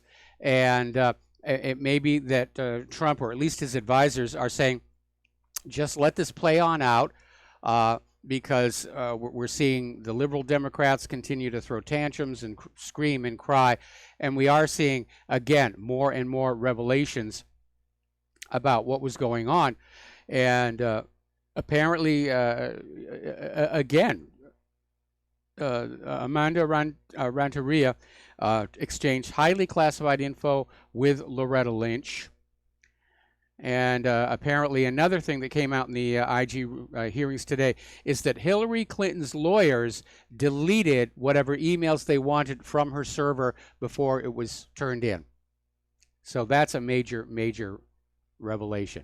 Speaking of Hillary, and getting on back to the situation at the border, Hillary is now fundraising off the border humanitarian crisis. Hillary Clinton is very concerned about what's happening on the southern border, and despite not being a candidate for anything, at least yet, she wants Americans to give her money so she can do something about the crisis with those poor kids.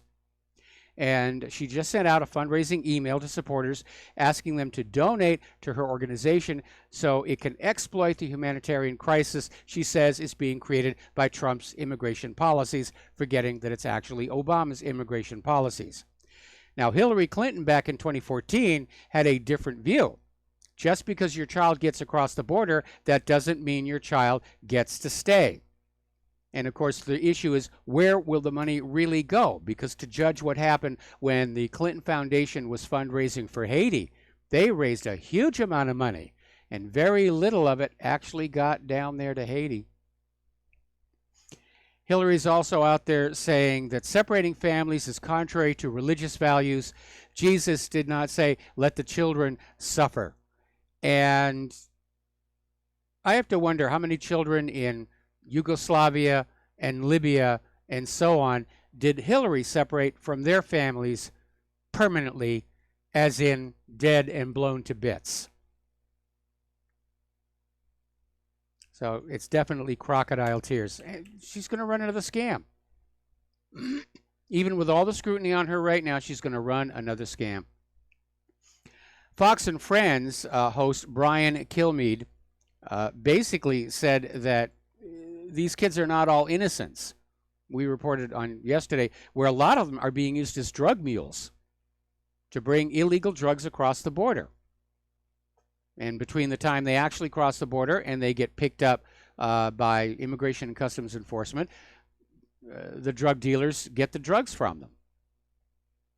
But Brian Kilmeade is out there saying the problem with all these immigrant kids who are basically without their parents and without guidance, a lot of them are turning into MS-13, and that is a major, major problem. MS-13 is an incredibly violent gang. They make the Yakuza look like T-boys, and they're growing, and they're recruiting. And it's very, very dangerous.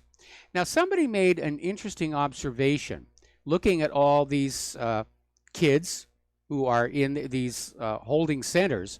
They were asking, where are the girls? And apparently somebody was asking the Department of Homeland Security, where are the immigrant girls being kept? And there seems to be a bit of silence on that. Now, it may be that the daughters are not being brought along on the journey north. And it may be that the girls are in a condition in wherever they're being held that they don't want the media to see, because Health and Human Services and Department of Homeland Security are trying to downplay the hardships of these immigrant kids. But again, the fault for all of this rests on the parents who stepped across that border knowing they were going to be arrested and separated from their children. We're going to take a break for commercials. We'll be right back.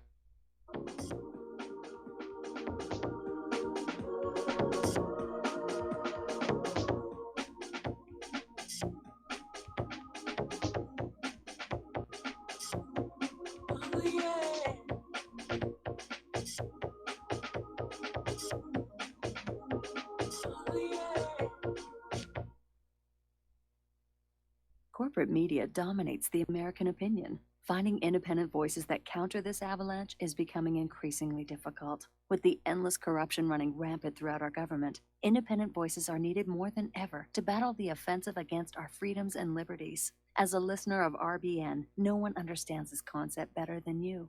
Now it's up to you to do your part.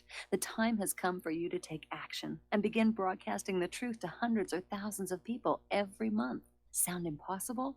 Quite the contrary. With pointed slogans from LibertyStickers.com, you can reach countless sleeping Americans unaware that they live in a real-life wonderland. LibertyStickers.com has a huge inventory of political bumper stickers and messages that reflect the truth about our government, our politicians, and the future of America. With so many in stock, there's one perfect for you. Visit us today at LibertyStickers.com. Again, that's LibertyStickers.com.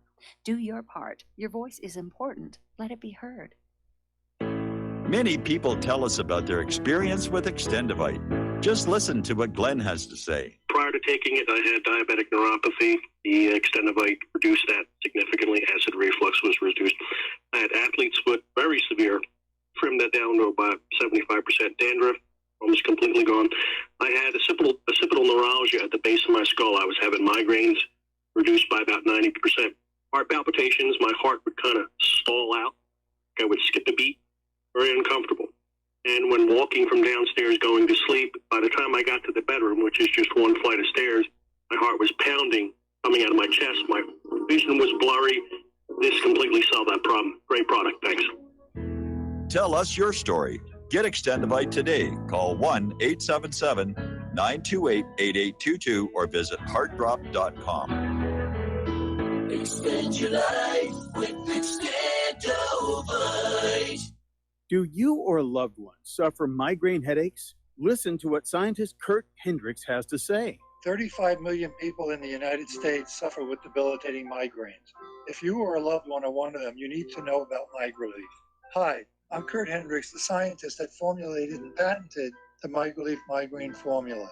MigraLief is a non-prescription dietary supplement recommended by neurologists, pharmacists, and pediatricians to address nutritional deficiencies in both adults and children over 2 with migraines. Try MigraLief for 3 months and see the powerful difference it can make in your life, or get your money back, no questions asked. Go to MIG911.com or call 800-MIG-7354. You can change your life today. So if you suffer from migraines, don't wait. Call 800-MIG-7354. That's 800-MIG-7354 or visit MIG911.com. If you got the money, honey, we got the bombs. We'll plant them anywhere you like and blow up anyone. Whip this world into a frenzy, killing babies, dads, and moms. If you got the money, honey, we got the bombs. If you got the money, well, we won't say we did. And aloha, America. Welcome back to the show here. And Pat Buchanan has an observation to make here. Where many Americans see illegal intruders, Democrats see future voters. And what's really interesting is former First Lady Laura Bush is out there denouncing what is being claimed to be the Trump immigration policies. It's cruel, it's immoral, and it breaks my heart. But Trump didn't start this. This is the way this has been going on all the way back to the Obama administration. They're just trying to fan it up to damage him politically and try and rally the illegal immigrant vote for the November midterms. Which is why, if Congress is not willing to pass a national voter ID law, then the illegal immigrants are going to start swaying our elections. They're already being strategically placed in red states to just tip them over the line into being blue. And the GOP better be paying attention to what's going on while they still have the majority in the House and Senate. Donald Trump basically came out with the same thing, that the Democrats aren't really interested in the welfare of these children or the illegal immigrants. They just want to know how many of them can be used to vote the elections their way. And of course, you have the liberals out there saying, well, these people deserve asylum. They're fleeing persecution in their own home just because they had a different political opinion. Well, how about people like Jeremy Bedford Turner, who's in jail for saying that there's an inordinate Jewish control in Great Britain? Doesn't he deserve asylum from persecution due to his political opinion? Or how about Holocaust questioners Monica Schaefer and Ursula Haverbach, both currently in jail in Europe? They're being persecuted for their political beliefs. Don't they deserve asylum? Catholic Bishop Richard Williamson, same thing, in jail for his political view. Doubts that the gas chambers actually exist. Why are these people not being given asylum? These are people with skills. Okay, over in Slovakia, politicians explaining how the words Soros and NGO are now considered dirty words. And all over Europe, people are waking up and realizing that this epic disaster they're suffering through is really the work of these globalists, led chiefly by George Soros and implemented with all of his non-governmental organizations. And they're having to live with the consequences of what Soros is doing. Soros doesn't. He's got his estates all over the place. He's got a beautiful place on the east coast of the United States. Lives in the finest hotels. He doesn't have to deal with the reality of the refugees on the streets. The people of Europe do. And they're getting very, very angry. We're seeing more and more as elections unfold across Europe. We're seeing the Eurosceptics just slide on in. All right, we're going to take a break for station identification. We'll be back with hour number 3 after these few words.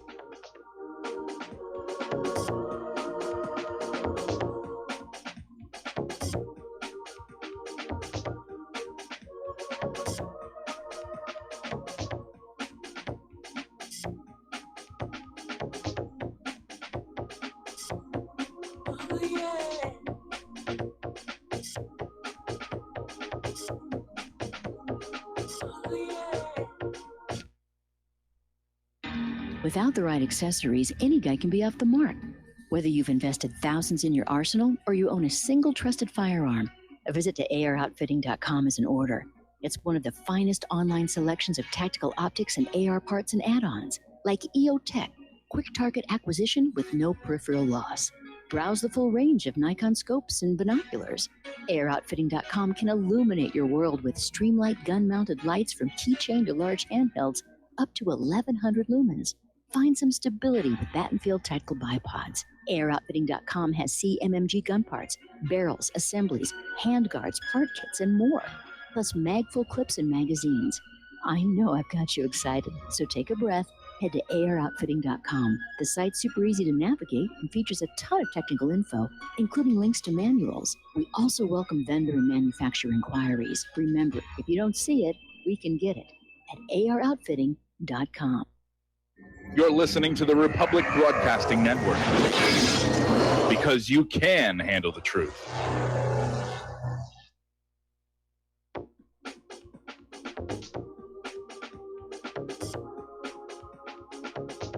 What really happened with your host, Mike Rivero, the history the government hopes you never learn. Here is your host, Michael Rivero. And aloha, America. Welcome back to the show, hour number 3. Now, one of the things Donald Trump did campaign on, and it appears that he's actually working forward on that particular promise, was to combat human trafficking. And this wasn't as hot an issue as it might have been, because nobody really knows what the true scale of the problem is. Obviously, those people engaged in human trafficking, especially for sexual purposes, they don't want to be seen. And so getting actual numbers is going to be very, very difficult. But President Trump has signed McCall's bill, Michael McCall's bill, to combat human trafficking was signed into law. And the bill helps protect victims of human trafficking by providing the right tools to federal, state, and local law enforcement, as well as private sector organizations, to increase awareness and help stop this heinous threat. And Trump is also moving to freeze the assets of known human traffickers. In fact, he signed an executive order back in December of last year which blocks the property and assets of persons involved in serious human rights abuses and corruption. So, a little bit of good news off of that. Up in Wisconsin, there is an Israeli woman. She's now a U.S. legal permanent resident, but she came from Israel. Wahiba Issa Deis, and she's living in Cudahy, Wisconsin. She's been charged in a criminal complaint with attempting to provide material support or resources to the Islamic State of Iraq and al-Sham, otherwise known as ISIS, a designated foreign terrorist organization. Now, what would a woman from Israel be trying to support IRIS for? Can you say false flag? I knew you could. All right, let's take a phone call. Mateus in Canada, aloha. Welcome to the show. What's on your mind?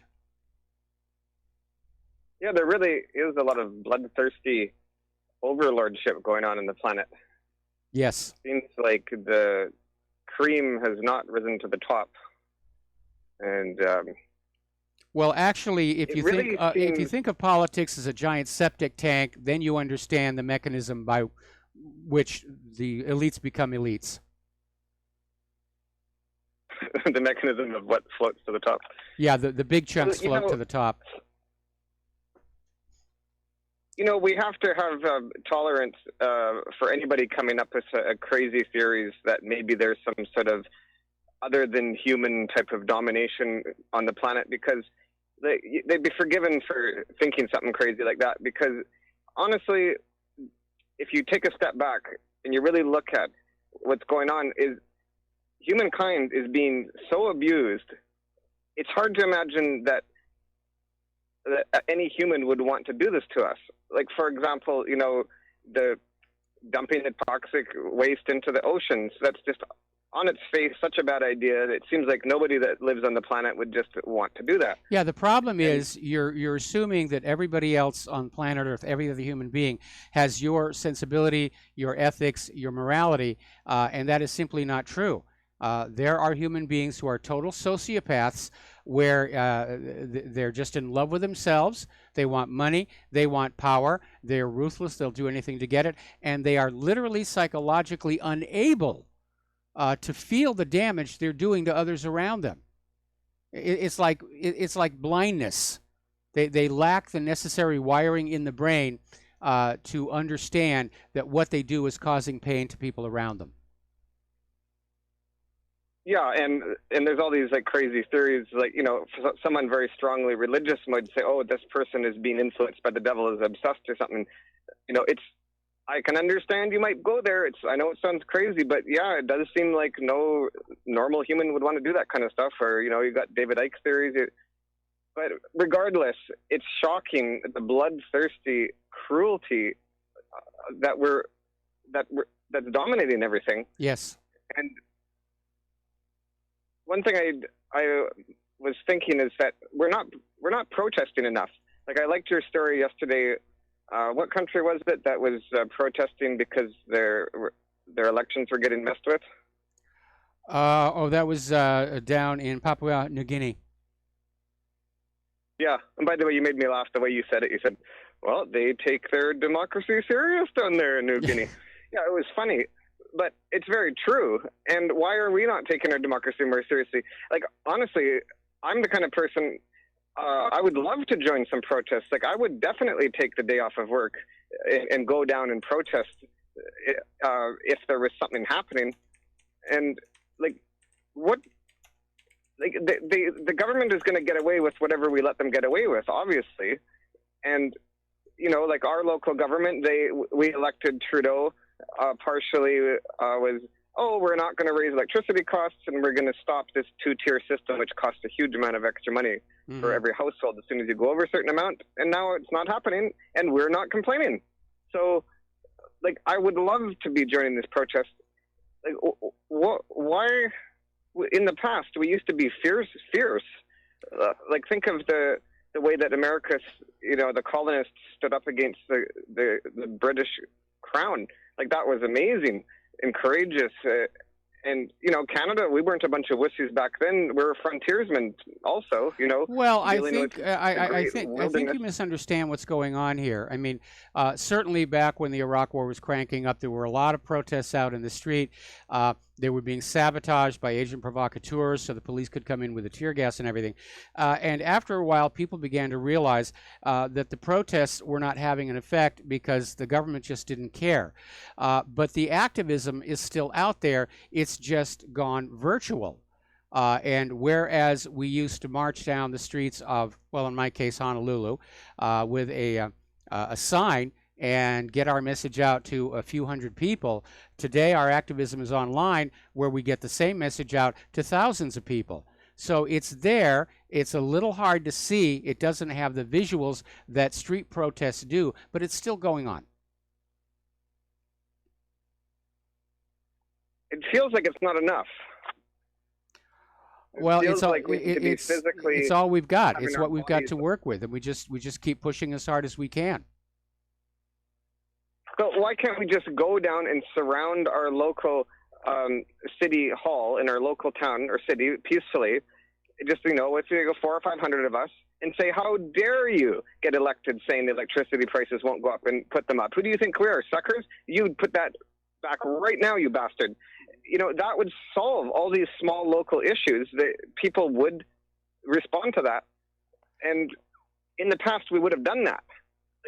In the Well, past, you're free to do the it reason we were so again. quiet- The question is are the politicians going to listen to you? And the fact of the matter is that in an age of massive election fraud all over the world, they don't have to listen to you anymore. I mean, they'll come up and they'll take your donations for the campaign, and they'll say what they think you want to hear. But in the end, protest worked before when I was a kid because the elections, while not totally 100% honest, were mostly so. And so every politician who was looking out that window at a protest sign saying, we don't agree with what you did, they realized that was a vote against them, and they would pay attention. Today, the elections are won by whoever's got the best election riggers. Hillary thought she had them in 2016, was a little disappointed. And so these days, the politicians, they shrug their shoulder. So what if you don't like the new electricity prices? There's nothing you can do about it because my reelection is already locked in. Well, yeah, that's true to a certain degree. That's true, but at the same time, with these current hearings that are going on right now, like you just said, they're going through the motions. They don't really want effective change. They're just going through the motions because it looks good. So the politicians do actually care about perception and political correctness and how all of us mob mentality regard them. So if we were all to just make it more clear that we're not Feel okay free with to do everything. so. Feel free to do so. I'm not stopping you. Well, what's the difference? How did these things get started in the past? Like, how did you get huge protests in the past, and why aren't they happening now? Like, how do they get started? Well, How do they start it? again, from my experience, is that you had to be someplace where there were a lot of people who might share your opinion. And most of these protests, certainly during the Vietnam era, originated on the college campuses, where there were groups that would gravitate together, and they would put up a sign saying, we're talking about a protest against the war in Vietnam. Kids had come on over, along with the usual number of undercover FBI informants, and they'd organize a protest. And unfortunately, another thing that we have lost in this digital age is the town square where people would meet, or the quad, as they would call it on the college campus. So I would have to say that what you would need to do is build a mailing list of people that you think might agree with you and solicit a protest online. But the nature of our interpersonal relations and communications has changed. And again, I think the activism has moved into the virtual world. But, if you can pull together some people and have a protest, it has been done. We have seen some protests that were organized online using very popular websites and saying, this is what we want to do. It seems like the desire to protest is less, and it feels like we've been kind of conditioned to somehow not get organized in that way. No. What Seems we've been conditioned to understand is the politicians aren't paying attention any longer because the elections are rigged. Okay, fair enough. And I just want to ask a question one more time. I've been hearing that Russia invaded Poland in 39 in the form of a conquest. Is that propaganda against Russia, or did Russia? Are you familiar with that? Did Russia make some deal with Hitler in 39 to just conquest, take over Poland, and maybe carve up Poland and split them, and then Germany violated that? And is that true?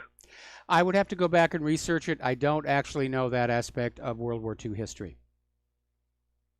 Because Russia says that's not true, and then all of the West and all the textbooks are saying it is true. And I'm at the point now where I don't believe any propaganda against Russia. It all feels like propaganda now. Anyways, okay, thanks, we're drowning in propaganda. And don't forget, the textbooks are written by the victors in the wars. That's why I asked you. Maybe you have a fresher idea than what these textbooks are saying. Because you're more like I said, I have not studied that particular aspect of World War II. You know, I'm kind of trying to stay with the here and now and things that we need to deal with right now today. That's right. Keep up the good work. Have a good night. All right. Thanks an awful lot. We're going to do a shout out now to our on-air affiliates who are rejoining our network. Well, as you know, we're finally into summer. Summer travel season is here, and you can always tell because the gas prices go up. TSA is saying come early and be prepared. Because apparently the intrusive searches by TSA are going to get more intrusive than they were last summer. And that will include potentially unpacking your suitcase at the security checkpoint. So they're just digging on in. Ron Paul actually came out with this comment about why can't we sue TSA for assault? Because that's what it is. When they're physically grabbing you, grabbing delicate parts of your body, that legally does meet the definition of assault. Now, there's an interesting little article over here. Oh, and by the way, apparently TSA is now maintaining a database of people who are not happy with being groped by TSA. And if you get on that list, they'll just grope you all that much more. Article out of Zero Hedge, and it's basically taking political correctness to task for having come to basically turn dialogue and discussion into this game of just being so obsessed with not saying something that is deemed to be wrong, and you're more focused on how you're saying it rather than what you're saying it. The content is being subordinated by this constant awareness that certain words have to apply, certain gender pronouns have to apply. And it's a form of identity politics. I'm PC. That's my identity. And political correctness only allows for a narrow range of expressed opinions on identity politics. Political correctness is literally the thought police, right out of George Orwell's 1984. And if human relations are about power, then exercising power over others is all that matters. The key to identity politics is all about coercion, making others do your will by threat of force and force itself. And these days, the main threat is depriving the heretics and apostates, that's us, of their livelihood. Like I said, the liberal Democrats can't actually win any debate on the facts and logic.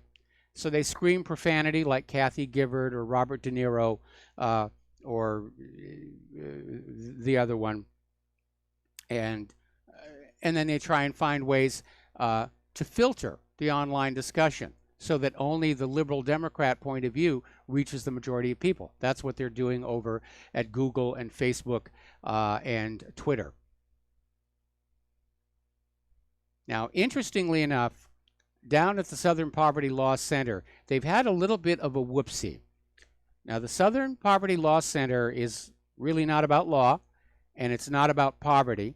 It is mostly a propaganda organization that declares as hate organizations or white supremacists anybody who is outside the official narrative. I've been in their crosshairs myself. But apparently, they've taken a major blow to their credibility because they've had to settle out of court, actually in court, millions of dollars to an organization that they included on their list of extremists.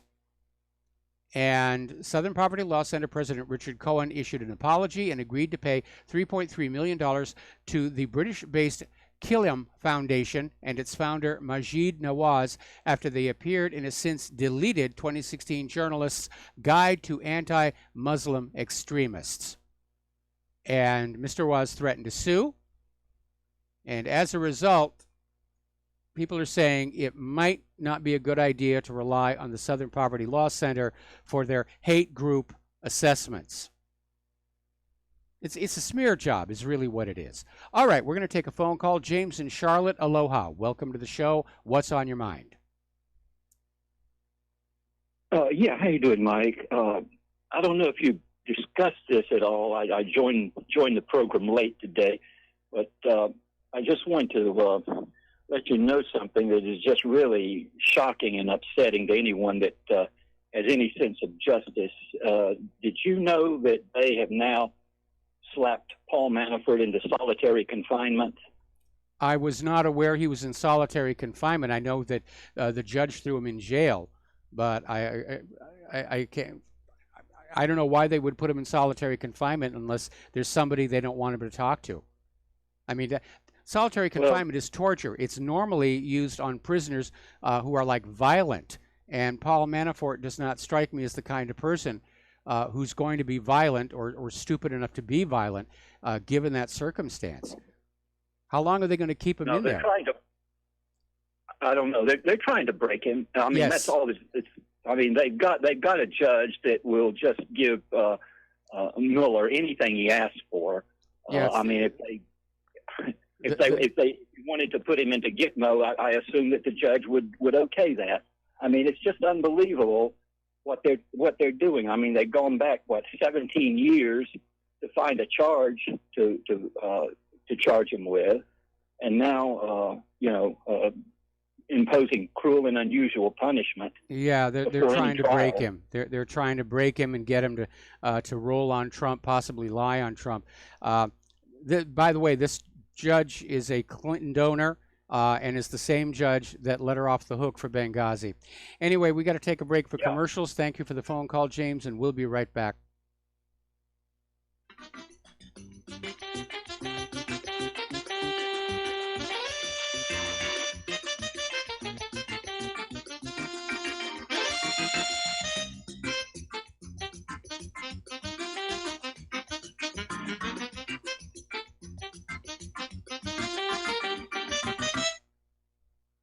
Many people write us about their experience with Extendivite.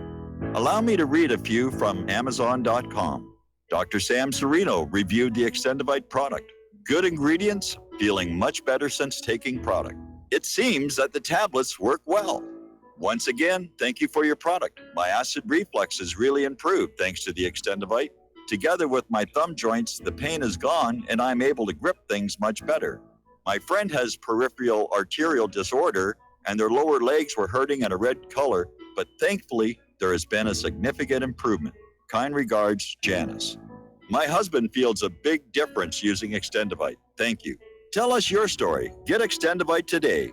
Call 1-877-928-8822. That's 1-877-928-8822 or visit heartdrop.com.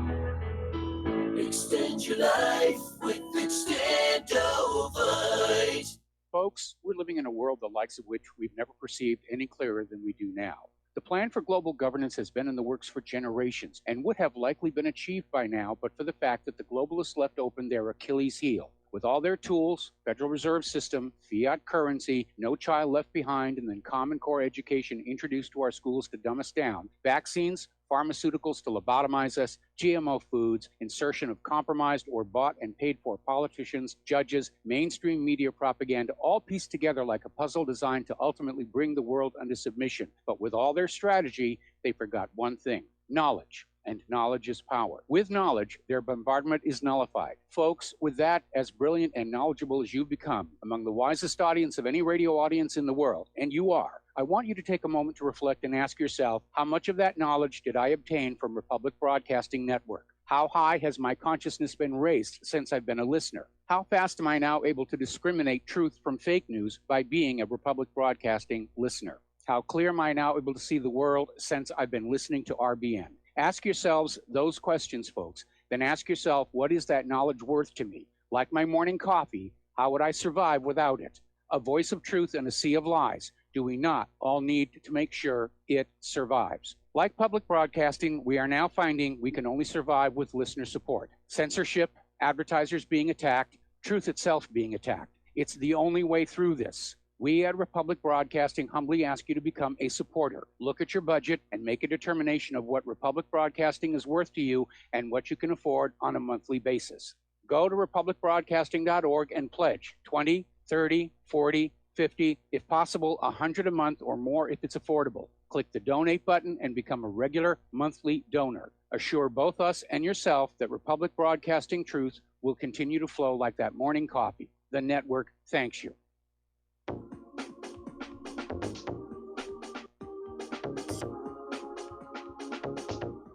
What really happened with your host, Mike Rivero.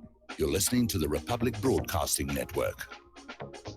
Here is your host, Michael Rivero. And aloha, America. Welcome back to the show here. Now, Fox News is reporting that former Trump lawyer John Dowd is saying that Manafort is being held in solitary confinement, which is in quote marks, because the warden feels there is somebody in the general prison population who might attack Paul Manafort just to get his name in the newspaper.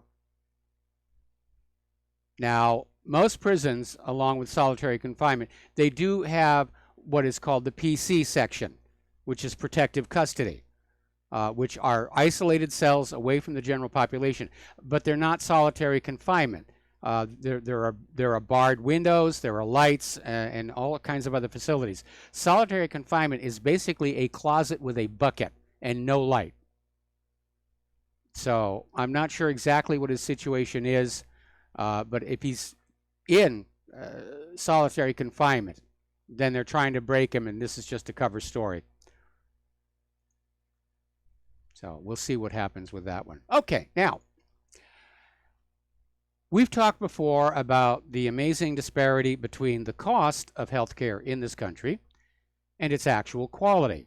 And over at Blacklisted News, they have this study from the Commonwealth Fund, and it evaluated the top 11 developed nations for quality of health care, and the United States came in dead last. And the U.S. healthcare system is in dire need of a makeover. It needs to be repurposed back to being a health care system rather than just another get-rich-quick scam, pushing pills, pushing treatments. You know, here, little boy, have a vaccination against cervical cancer. Never mind that you don't actually have a cervix. Just take the shot here. Now, interestingly enough, there is an article out by Robert F. Kennedy Jr., who is still out there trying to do his vaccine crusade, but apparently is getting no support from Trump. And he's got this article out there saying how Slate, Salon, the Huffington Post, and the Daily Beast are all lying to their readers to protect vaccine industry interests. And he is saying that much of the so-called positive research out there suggesting that all vaccines are completely safe and effective is inherently flawed, unreliable, or flat out falsified. This, according to an investigative report conducted by Slate, has revealed. But many mainstream outlets like Salon and the Huffington Post and the Daily Beast and even Slate itself are notorious for covering up this truth as they blatantly lie to readers about the merits of vaccines. That's because the whole lot of cash flowing between big pharma and these corporate media outlets, which are essentially bribed into blocking publication of all independent research that depicts anything negative about vaccines. And even though this information might help parents make smarter and more informed decisions about vaccines for their children, decisions that might save them from harm, the corporate media is still censoring it. They want those vaccination rates at the highest possible levels.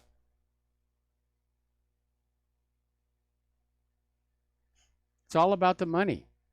It's all about the money. And that's why I'm thinking this big scary story coming out of China about disease X. That's clearly a name designed to strike fear into the heart of the reader or the listener. This is coming from the World Health Organization. And they know what it is. It's not a mystery. It's the N9N7. It's a variant of the bird flu. It's not a mystery, but they call it disease X, and it's coming to get you unless you buy a lot of vaccinations. Okay, back in 2014, a gentleman named Dwayne Johnson, he's a groundsman, professional groundskeeper, was diagnosed with non-Hodgkin's lymphoma, a cancer that starts in the white blood cells. And he is convinced that the weed killer Roundup is what caused the cancer, and he is the first person to take its maker, Monsanto, to trial. Now, the chemical glyphosate is the main ingredient of Roundup, and it has been listed by the World Health Organization and California as cancer-causing. Now, Monsanto is out there saying that they've paid for more than 800 studies that have established Roundup's safety. But we know science is for sale. Unfortunately, in this country, pretty much everything is for sale these days. I still remember that presentation that was being given by a Monsanto representative who was saying glyphosate is as safe for humans to drink as water. Somebody walks up and said, "This is a glass of glyphosate. Help yourself." And he said, "I'm no fool," and just walked off the stage. They know. They know their products are dangerous. Monsanto won't even serve GMO food in their own company canteen. All right, we're coming up here on another commercial break, and we'll be right back after these words from our sponsors. So stay tuned.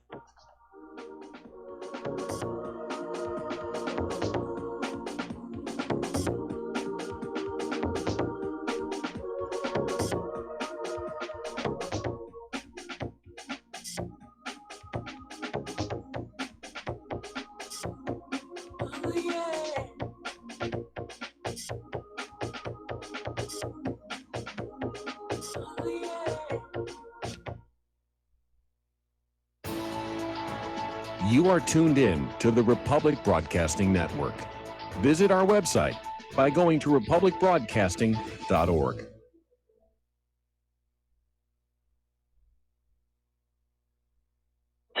Okay, nurse, let's get this man to the ER stat. Right away, doctor. We see this every day. Heart attack or angina pain due to blocked and clogged arteries. Chelation can remove obstructions or blockages from arteries and help avoid painful and expensive surgery. Now there's Angioprim. It's a liquid oral chelation product that you take with juice. You start to feel the results fast. Angioprim increases blood flow all over the body, and that means more energy and strength to take on the day with less aches and pains.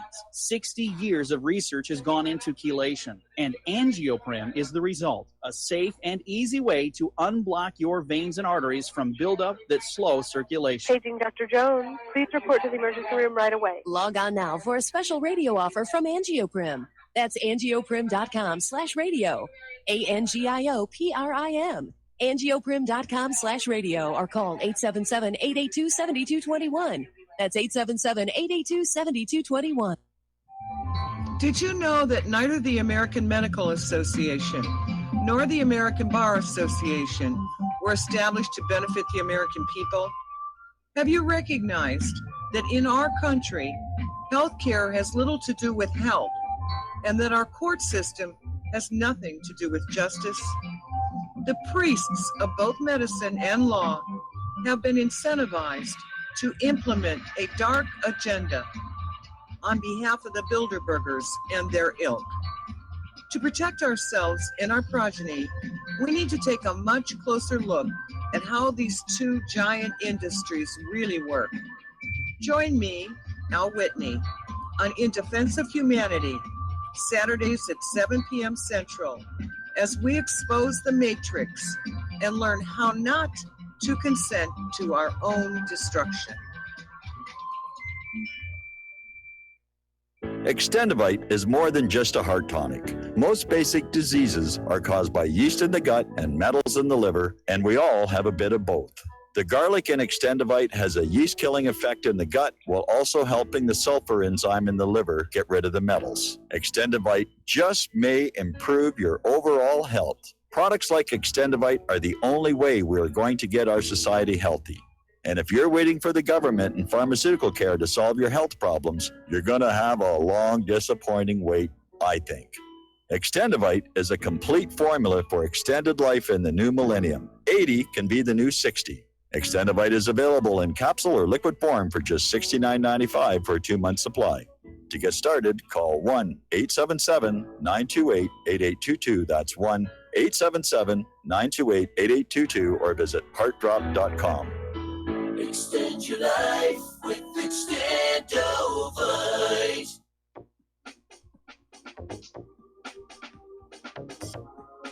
What really happened with your host, Mike Rivero. Join Mike on the air. Call toll-free 800-313-9443. 800-313-9443.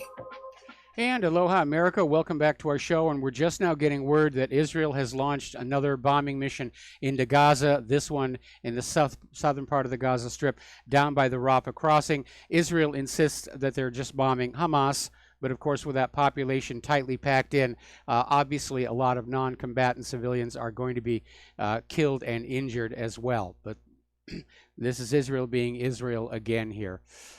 Okay, now, a very historically knowledgeable listener wrote on in to clarify the issue about Poland. And the email said, the accepted history is World War II began when Germany invaded Poland in 1939. That was the result of that whole Gleiwitz affair, false flag. The Molotov-Ribbentrop Pact between Hitler and Stalin, Germany, and the USSR contained a secret annex about spheres of influence, basically dividing up Poland, the Baltic states, and Moldova, Bessarabia. Originally, Poland and Lithuania went to Nazi Germany. The final version gave Lithuania to the Soviet Union, and lots of territory claimed by Poland, Belarusia, and Ukraine also went to the Soviet Union. So that's basically what happened with Russia and Poland all the way back then.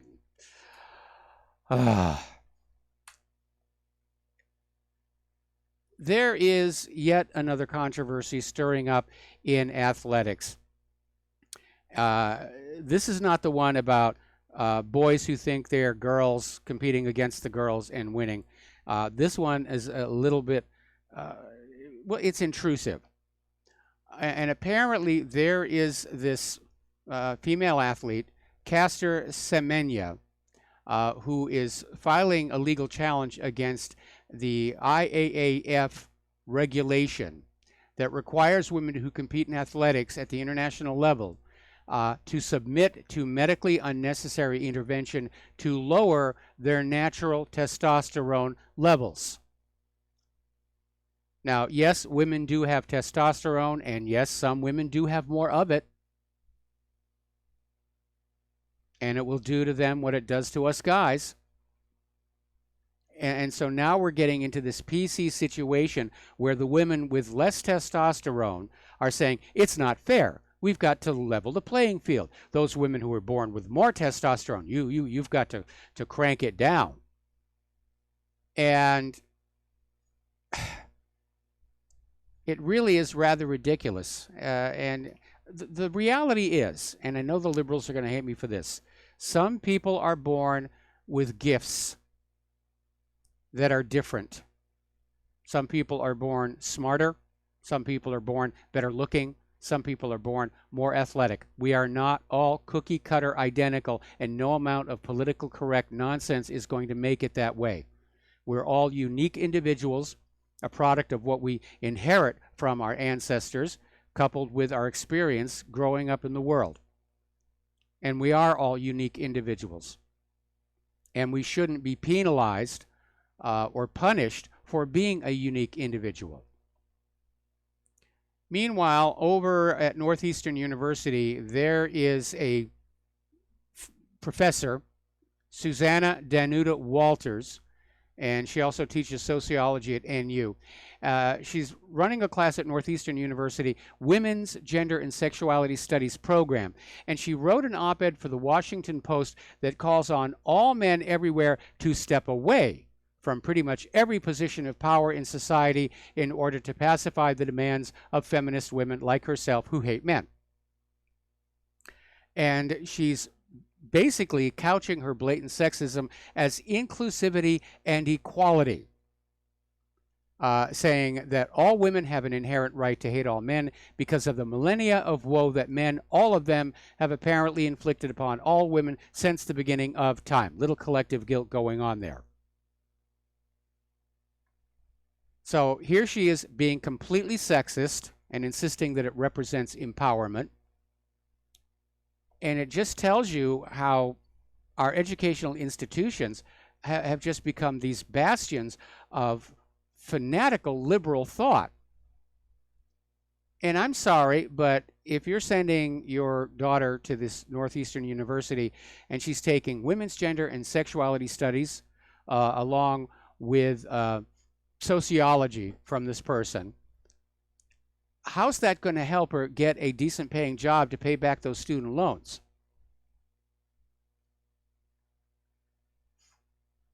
A little more insanity from the political correct rule.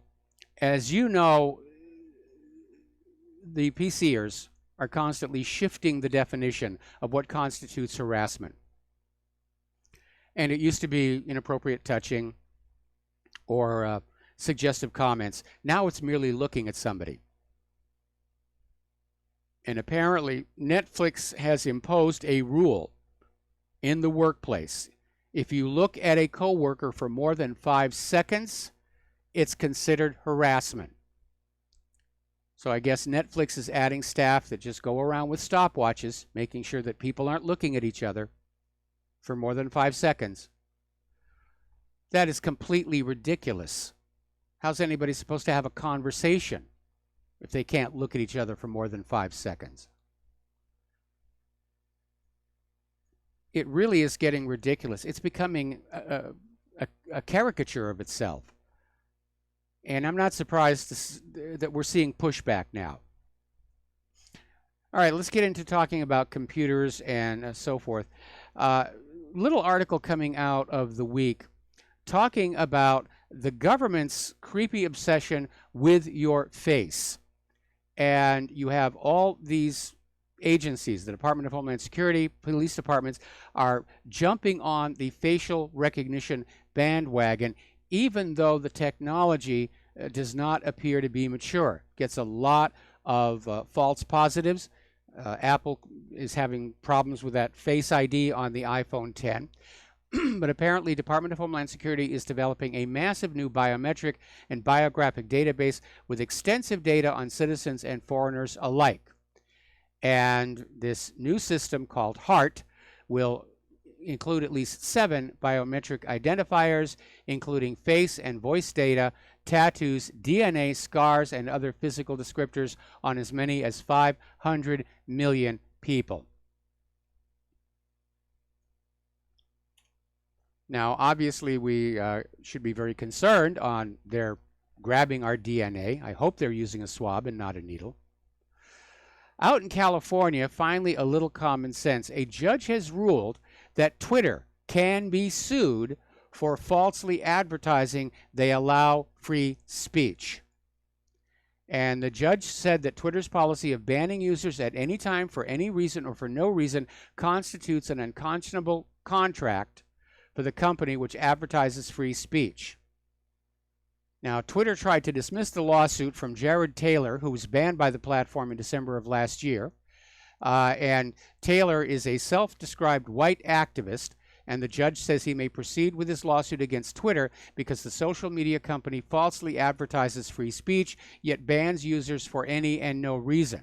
The judge also ruled Twitter could be sued on the basis of misleading its users due to the platform's promise not to ban accounts on the basis of viewpoints or political affiliation, which they, in point of fact, regularly do. So that's how we get back at social media for filtering us, for banning conservatives. We sue them for false advertising. We go after their public image.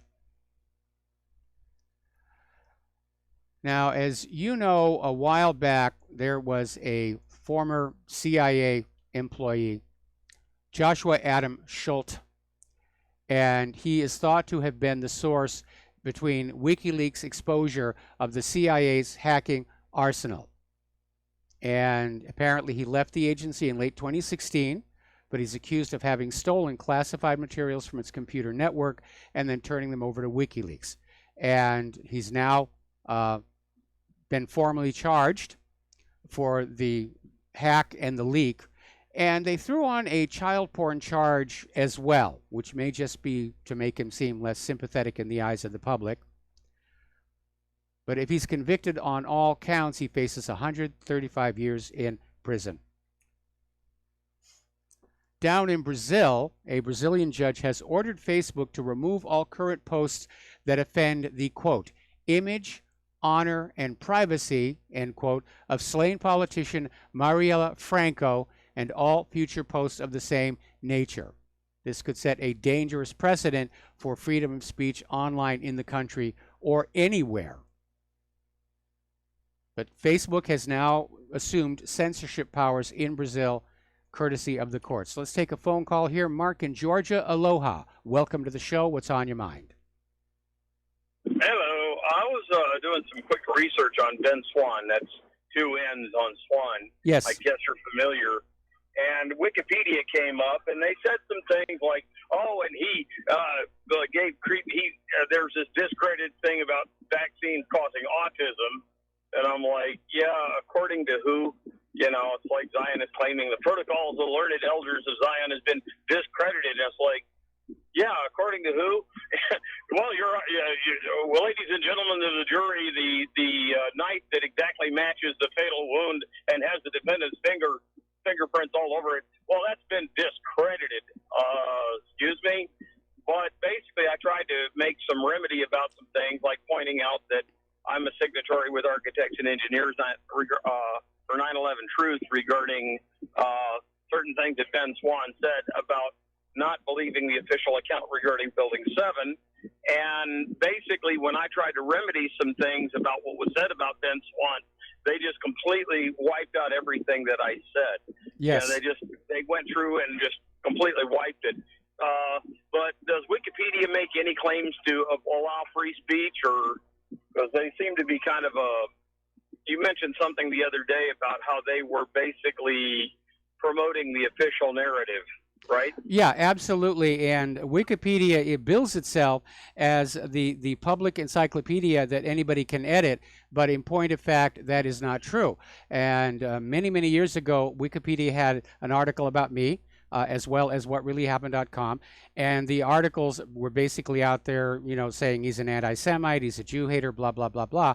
So I went on into the article and I made some corrections in the name of accuracy, saying, he's a critic of the government of Israel. And I come back the next day and all my changes were erased. So I went back in to change it again, and it was locked against me. And the reason that Wikipedia gave the excuse for locking me out of the article is that Michael Rivero is not considered an authoritative source on the subject of Michael Rivero. And I went public with that on my website. Wikipedia deleted both of the articles about whatreallyhappened.com and Michael Rivero, and that was basically the end of it. Now, for non controversial subjects, Wikipedia is a good source of information. Yeah. But if there's anything that is controversial with the official story versus alternative view, Wikipedia is fully on board with the official source. And yes, they attack anybody who questions the government story about anything. They're attacking critics of vaccines. They're attacking those who question the safety of GMOs. Again, all of our large corporate social media has been co-opted and compromised and brought under the control of the dictatorship. And now I was wondering about, there's one that's new to me because my brother just introduced, he mentioned it in passing. I checked it out. Quora, Quora. Yes. I don't know if you're familiar with this or if yes, that's I am. To you too, but I've had a kind of a back and forth where, what about this miraculous manner in which Israel defeated all their enemies? And I said it wasn't a miracle at all. They preemptively attacked all their neighbors, and there's this guy basically touting the official lie even after I pointed out to him that, that I've had repeated conversations with Phil Turney. Right? Actually, I didn't mention RBN in that context, but this RBN is where I've spoken with Phil Turney repeatedly, and all the survivors of the USS Liberty acknowledged that the attack on the Liberty was not an honest mistake.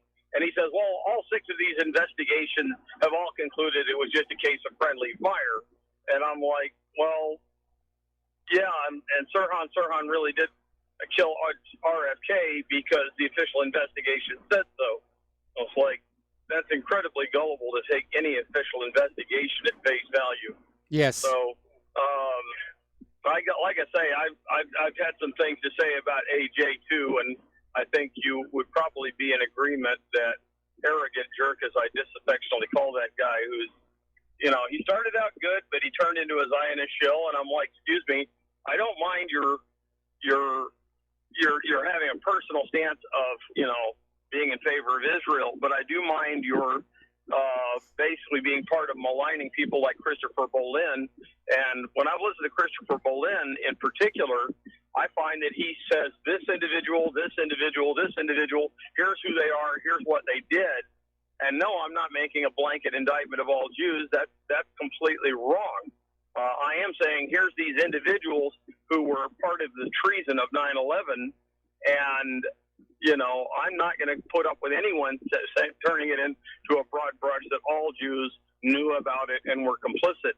I guess you're familiar with Christopher Bolin, right? Oh yeah, absolutely. Yeah, because I have yet to buy his books for the lack of means, but I intend to because he sounds like David Irving. Agree with him or disagree with him, you have to admit David Irving is thoroughly, meticulously researched in primary source documents. He's not going to secondary sources. So, even if you disagree with him, don't go saying, well, he's a Holocaust denier. It's like, no, we're just skeptics based on looking at all of the available evidence. And we don't deny that something happened. We just deny that the official account is what it's made out to be. But the big problem is that when Israel uses the official account of the Holocaust to say that therefore whatever they do is justified, it's illegitimate to say that because evil was done to the Jews, therefore whatever Israel does is justified. Does that sound about right? Yeah, that's about right. But of course, it's complete and utter nonsense because if you go back far enough in anybody's history, they've had terrible things done to them. My family was tortured by the Inquisition. Yeah. That doesn't give me the right to go on over and paint mustaches on the pictures of the popes. I think that would be funny if you did. But, you're right. Vandalism is not, even if that vandalism is relatively harmless like that. Yes. What do you do if they already have a mustache? Do you kind of erase it off? Or yeah, just get a little white out on there. Yeah, that's fine. But, blessings to you. And like I say, we don't see eye to eye, but at least the thing I will always commended about you, like the chemtrail thing, you're civil and respectful in the way you go about presenting your opinion. And for that, I thank you. All right. Well, thank you for the call. We got to let you go for a commercial break. We'll be back with the last segment of our program after these few words.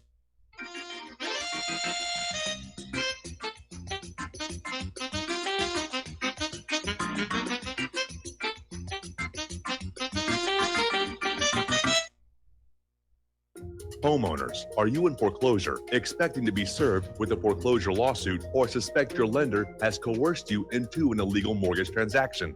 A huge number of mortgages made in the last 10 years have legal issues and are possibly defective. State laws and the U.S. Supreme Court have upheld that defective mortgage documents are grounds for foreclosure defense and for counterclaims in favor of the homeowner. If your mortgage has been sold or assigned since closing the loan, it may be defective and you may be paying the wrong party, and the lender may not have standing or the right to foreclose or collect payments under the law. If you would like to know if your mortgage is legal or not, or know if you are paying the right party, we can help. Our initial consultations are free of charge. We are not attorneys. We are legal researchers and work closely with experienced lawyers who know how to help you find the evidence to help you keep your home. Call toll free 1-855-2-KEEP-IT. That's 1-855-2-KEEP-IT today. Without the right accessories, any guy can be off the mark.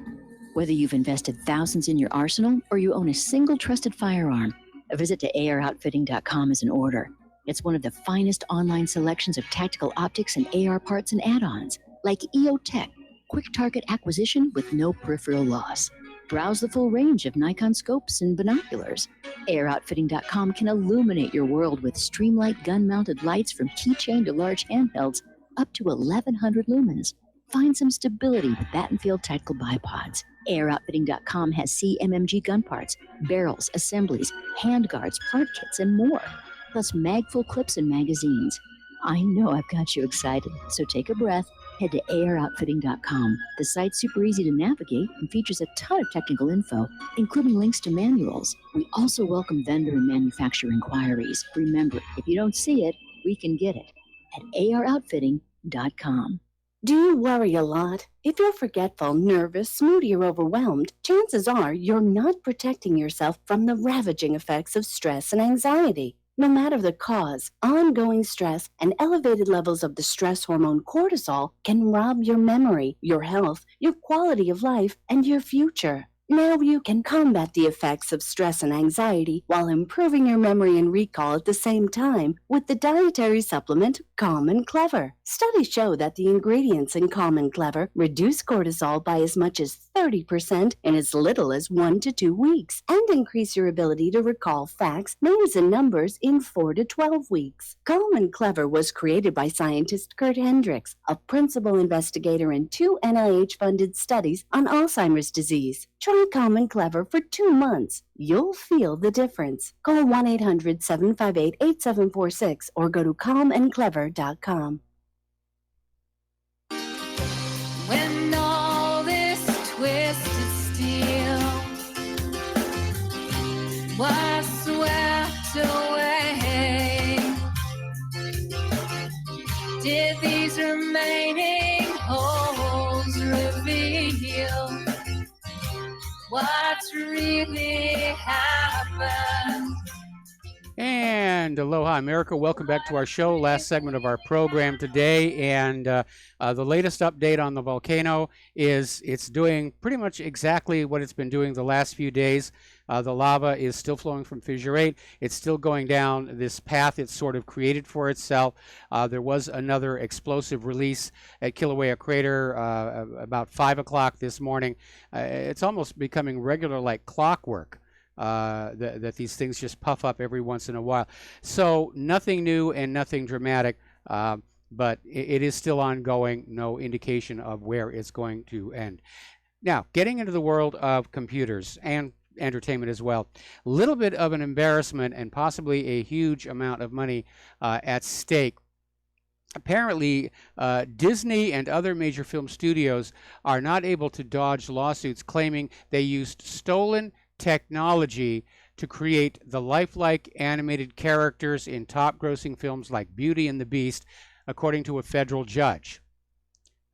Now, U.S. District Judge John Tigar said it was plausible that the studios knew they were using stolen software and that they directly benefited from that use.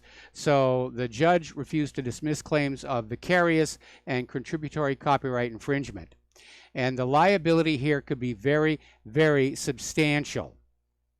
Now, the plaintiff is Reardon LLC, which developed a very sophisticated facial performance motion capture technology. See, back when I was doing this stuff like at Robert Abels, you took control points on the mesh and you moved them by hand. Then you had motion capture that caught the body, and more recently, facial capture, which has been used on a lot of movies. And if, in fact, the courts find for Reardon, then companies like Disney, 21st Century Fox, Paramount Pictures, video game maker Crystal Dynamics, and Digital Domain are all going to be in serious financial hurt, because basically what's online is a percentage of the gross box office of the films that use that stolen technology. You got to be very, very careful about that. And as if that was not enough problems, Disney has had to issue a seizure warning about Incredibles 2 for fans with epilepsy. Apparently there's something in there that's blinking at 3 per second. And why that is not one of the first things that you're taught in computer animation school, I don't know. Because I've known about this problem, again, all the way back to Robert Abel and Associates.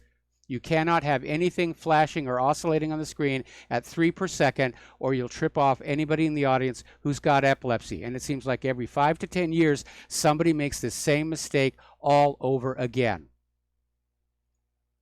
All right. Apparently over in northern Wisconsin, there's been a dam failure. Major storms overwhelmed the Radican Dam on the Tamarack River in Douglas County. Governor Walker has issued a state of emergency for that area. There's the music. Time for me to get on out of here and get something useful done with the rest of the day. Stay tuned for John Stedmiller. I'm sure he's got lots of interesting things to share with you.